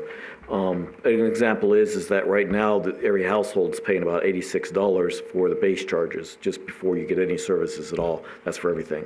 The water is $37 of that 86, and so that's where you look. Maybe that's the affordability. Is somebody on a budget? Is that $37? Is that really affordable? So it's important, but if you have to sacrifice something, that's why I interrupted, like I said earlier. If you're not really understanding the things, it's hard. For instance, like the revenue stability. Well, I guess the first time I looked at that would be number one, because you want to make sure you have the revenue to do it. But the way you described it, it's based more on a fixed and variable. So it is confusing my biggest problem is putting the ones down to least important. That for this city, in my opinion, I'll say is that economic development is probably that's the one I could throw down at the bottom of anyone for this city. But the other ones are a little harder to. So if I have to throw another one at the bottom, I'm hard trying to figure out where to do. And I think certainly in discussions with Dennis today, certainly some of the concerns about that have been raised by customers about the level of the fixed service charge. And there's some benefits of having it is more and more utilities say, hey, we need more of our revenue to be fixed and doesn't change with the amount of service we provide, the commodity we sell, that and they like to have bigger fixed charges, but it puts more pressure on people that want to control their utility bill by using less of the resource. So if they use less, they want to see it impacted in their bill. So if you have a large base service charge, you're back to before we had water meters or electric meters. I don't know if we ever had I'm sure early on the first electric utility. They probably hadn't figured out the electric metering part of it, so everything was a fixed rate. Just everyone paid the same. But then metering allowed us to charge people based on how much of the service they get. But then when the pendulum swings back, well, we want more fixed revenue, then that gets us back to the way it was before we had metering. So. But how can we get the right balance? And one of the things I always think about is that even though 100% of our water or electric sales are variable, people aren't going to go to zero. So we won't have customers that quit using water altogether or using electricity altogether. So that there is a base amount, and we'll look at the data as we look at the demand information from the customer information. We'll be able to determine what's the base amount of utility service we're providing, and we can almost consider that as part of that fixed revenue stream, as opposed to it's only the revenue that we get from the service charge. So when a utility, as Tom indicated, they said they want to get to 20% of their revenue being fixed. I would posit that they already have probably that much revenue that's going to be effectively fixed, even though a lot of it's in a commodity rate. But those are the issues that we'll be tussling with, and certainly with the city council as they grapple with what's best for the city of Boulder City.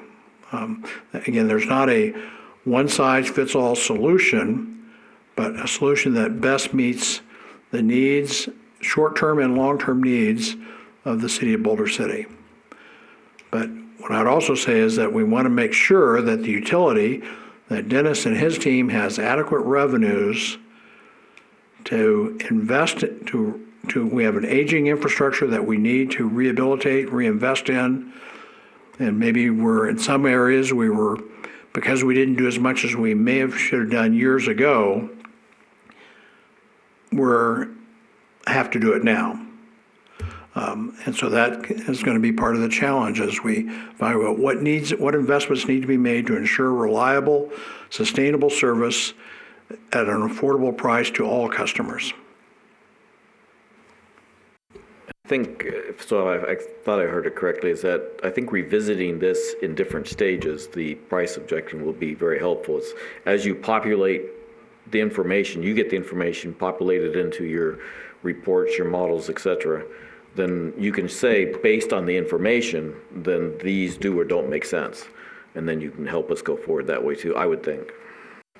That's a great point. I think because again, as we get through the project, we'll have more information. We'll have better understanding. We'll present things to you in a way that provides more clarity as it relates to each of these objectives and how well can we achieve some of these things at all levels, and what are the options, and looking at what has been used in other utilities to deal with some of these issues, and would it require significant changes in our rate structure to achieve that, or are they more tweaks of our rate structure to get where we want to be? And maybe in a hard situation, maybe that's where some of the benchmarking, so instead of doing a lot of studying of the benchmarking, you've used the benchmarking, you have it, and saying that using this benchmark helps us show you how it's better to do it this way or look at this angle. So instead of saying, well, this is what we believe, you've got a benchmark that's used in several areas. Yes, sir, that'll be the plan.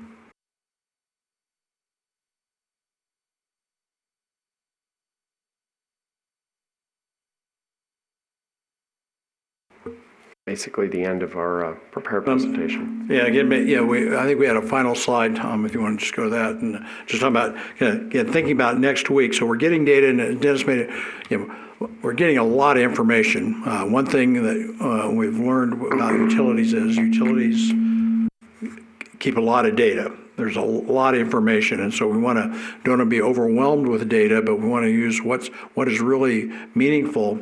But then from a financial standpoint, what's the financial health of the utility? And then start that process of forecasting what the future needs are. Part of that is, and I think looking at the historical data and then aligning that with the budget, if there's some large disparities between actual and budget, we'll want to understand why that, what were some of the drivers that caused that, because the common way of developing revenue requirements now and financial plans is based on budgets. That's what utilities, generally cities around the country, they say. We have to tie things to our budget, but we want to make sure that we usually don't want to spend, it's difficult to spend more than we budget because the council goes through a process of approving a budget, and it's difficult to get to a point where you want to get that budget modified to add money because you didn't plan well. So usually there's room there, but we don't want to have a 30% shortfall that we always over budget by 30%. That's not best practice. What we want to do is we want to have a good understanding what our needs are and be able to set our rates to achieve what we need to. And then, of course, if we don't spend all the money now, it's not like the money won't be unused. It will be used for capital improvements and reinvestment in the infrastructure. But how do we target those funds, make sure that they're being used the way we want them to be used? So next week we have some more discussions. We'll get the results, what you guys, what you threw out, and if do the best you can. Don't you're not going to be held accountable for your scoring on these, but just what your perspectives are. That'll provide some visibility to us. We'll talk some more tomorrow with Dennis about again scheduling things with the council or with staff to get some other perspectives on this, but really moving forward on the actual meat of the study itself and looking at the financial condition assessment and then laying out the detailed schedule for the coming months.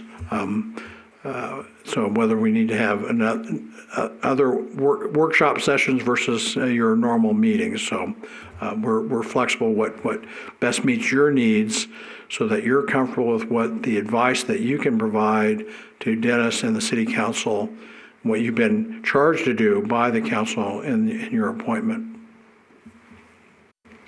I have a couple of specific questions on your proposal. When you were discussing the solid waste utility, we didn't touch on that at all today, but in here it said that residential customers are charged $13.68 and $1.50 per month respectively, and I'm charged $14.01 and $1.50 respectively. So I was just wondering why the difference in the rate. We may have, when we did the proposal, we may have pulled an older rate schedule. Okay, because this rate's been effective for a year? I believe so, and we didn't actually provide that data to the consultants that were doing proposals. That was on their dime to figure out what those are. So it could have been old information. I don't know. We'd have to dig into that.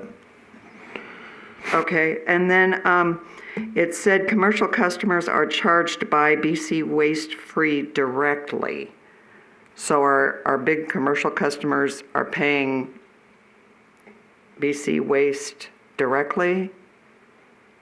That's my understanding. Again, just to kind of summarize the landfill, it's probably the least priority as far as the analysis and the work we're going to be done because it's contracted out. What we do want to look at is how we're charging them, how BC Waste is charging, how they're complying with their contract, because that's all in the contract, which personally I'm just now getting myself familiarized with, because it frankly hasn't been my highest on my priority right now, because it is contracted and those rates are set by the contract.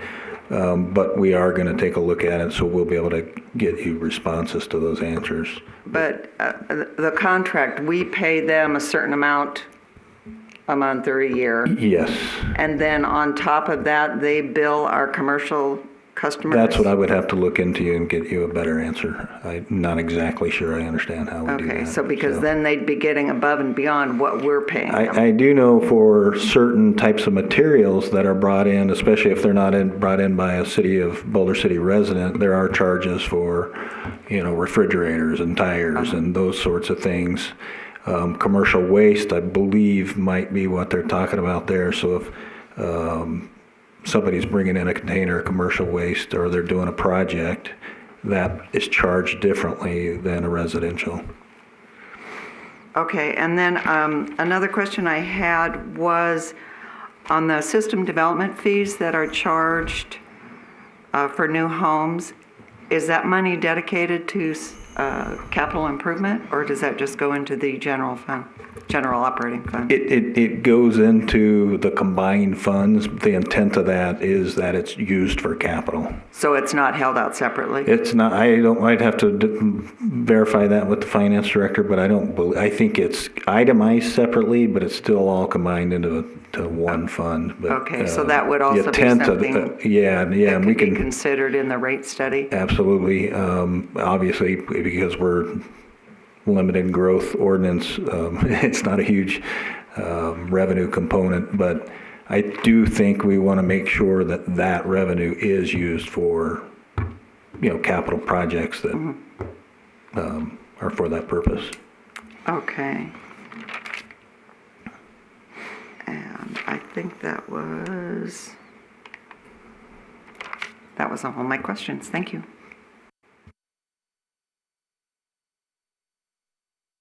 I don't want to harp on it, but I still, for the committee members that would like the data that is being supplied to the consultants, is there a way we can receive that? Probably. Let me discuss that with them a little further yesterday. I think the answer is yes. It's just the complications of whether we want, I had never been asked that question of whether a committee can have access to an FTP site where a bunch of data is being, so it's just a different question. But I think the answer is yes. Because even if we can get it, if it can be put on a DVD or if that's a big enough size or a flash drive or something. Yeah, let me work with them tomorrow, because right now all we're doing is this poor gentleman here is assimilating the data because it's a fairly significant list. Right. And as he gets that assembled, he's uploading it to them. I don't see any reason why we couldn't or shouldn't. We just need to figure out how the best way to do it is. Because it might be something we could learn along the way. So as you're learning, we would be able to learn some. It's a lot of data. I completely understand it, but there might be some other things we might become prepared a little better. Sure. I'll talk to them about that tomorrow with the rest of everything else we got to talk about. So. Thank you. So that you said was the conclusion of your presentation? Okay. Well, I want to thank you very much for coming and also for the presentation. Greatly appreciate that. So I guess before I close it off, was there any other comments from anybody or questions? When do we want these objectives back? I would like them by 8 a.m. in the morning. No, just this week sometime is fine. And just as a Paper airplane, I want your name and address on it so that when we come back in 6 months, we can say Howard said this and Greg said this and no, just get those to me in an unmarked envelope or what. It doesn't matter. I'm just going to give them to the consultant and they're going to take it and assemble it into one group of data. So real quick, just to provide advance notice, I won't be able to make it to the October 2nd meeting, but I'll listen to the recording. Okay, thank you. And a reminder, I won't be there either.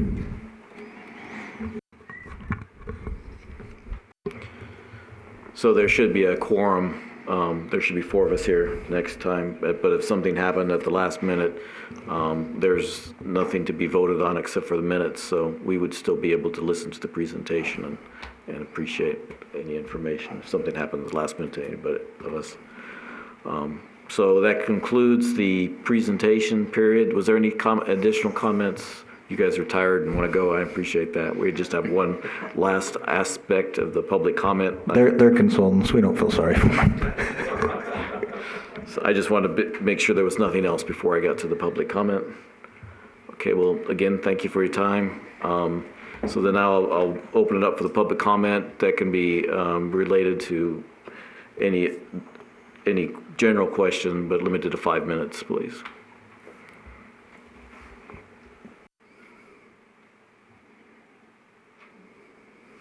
I think we're all tired. We're all ready to go home. I appreciate that. Appreciate everybody coming. I'll ask for adjournment. Did I get a first or a second? I move to adjourn. Okay. And vote? Aye. Okay, thanks a lot, everybody. We're done.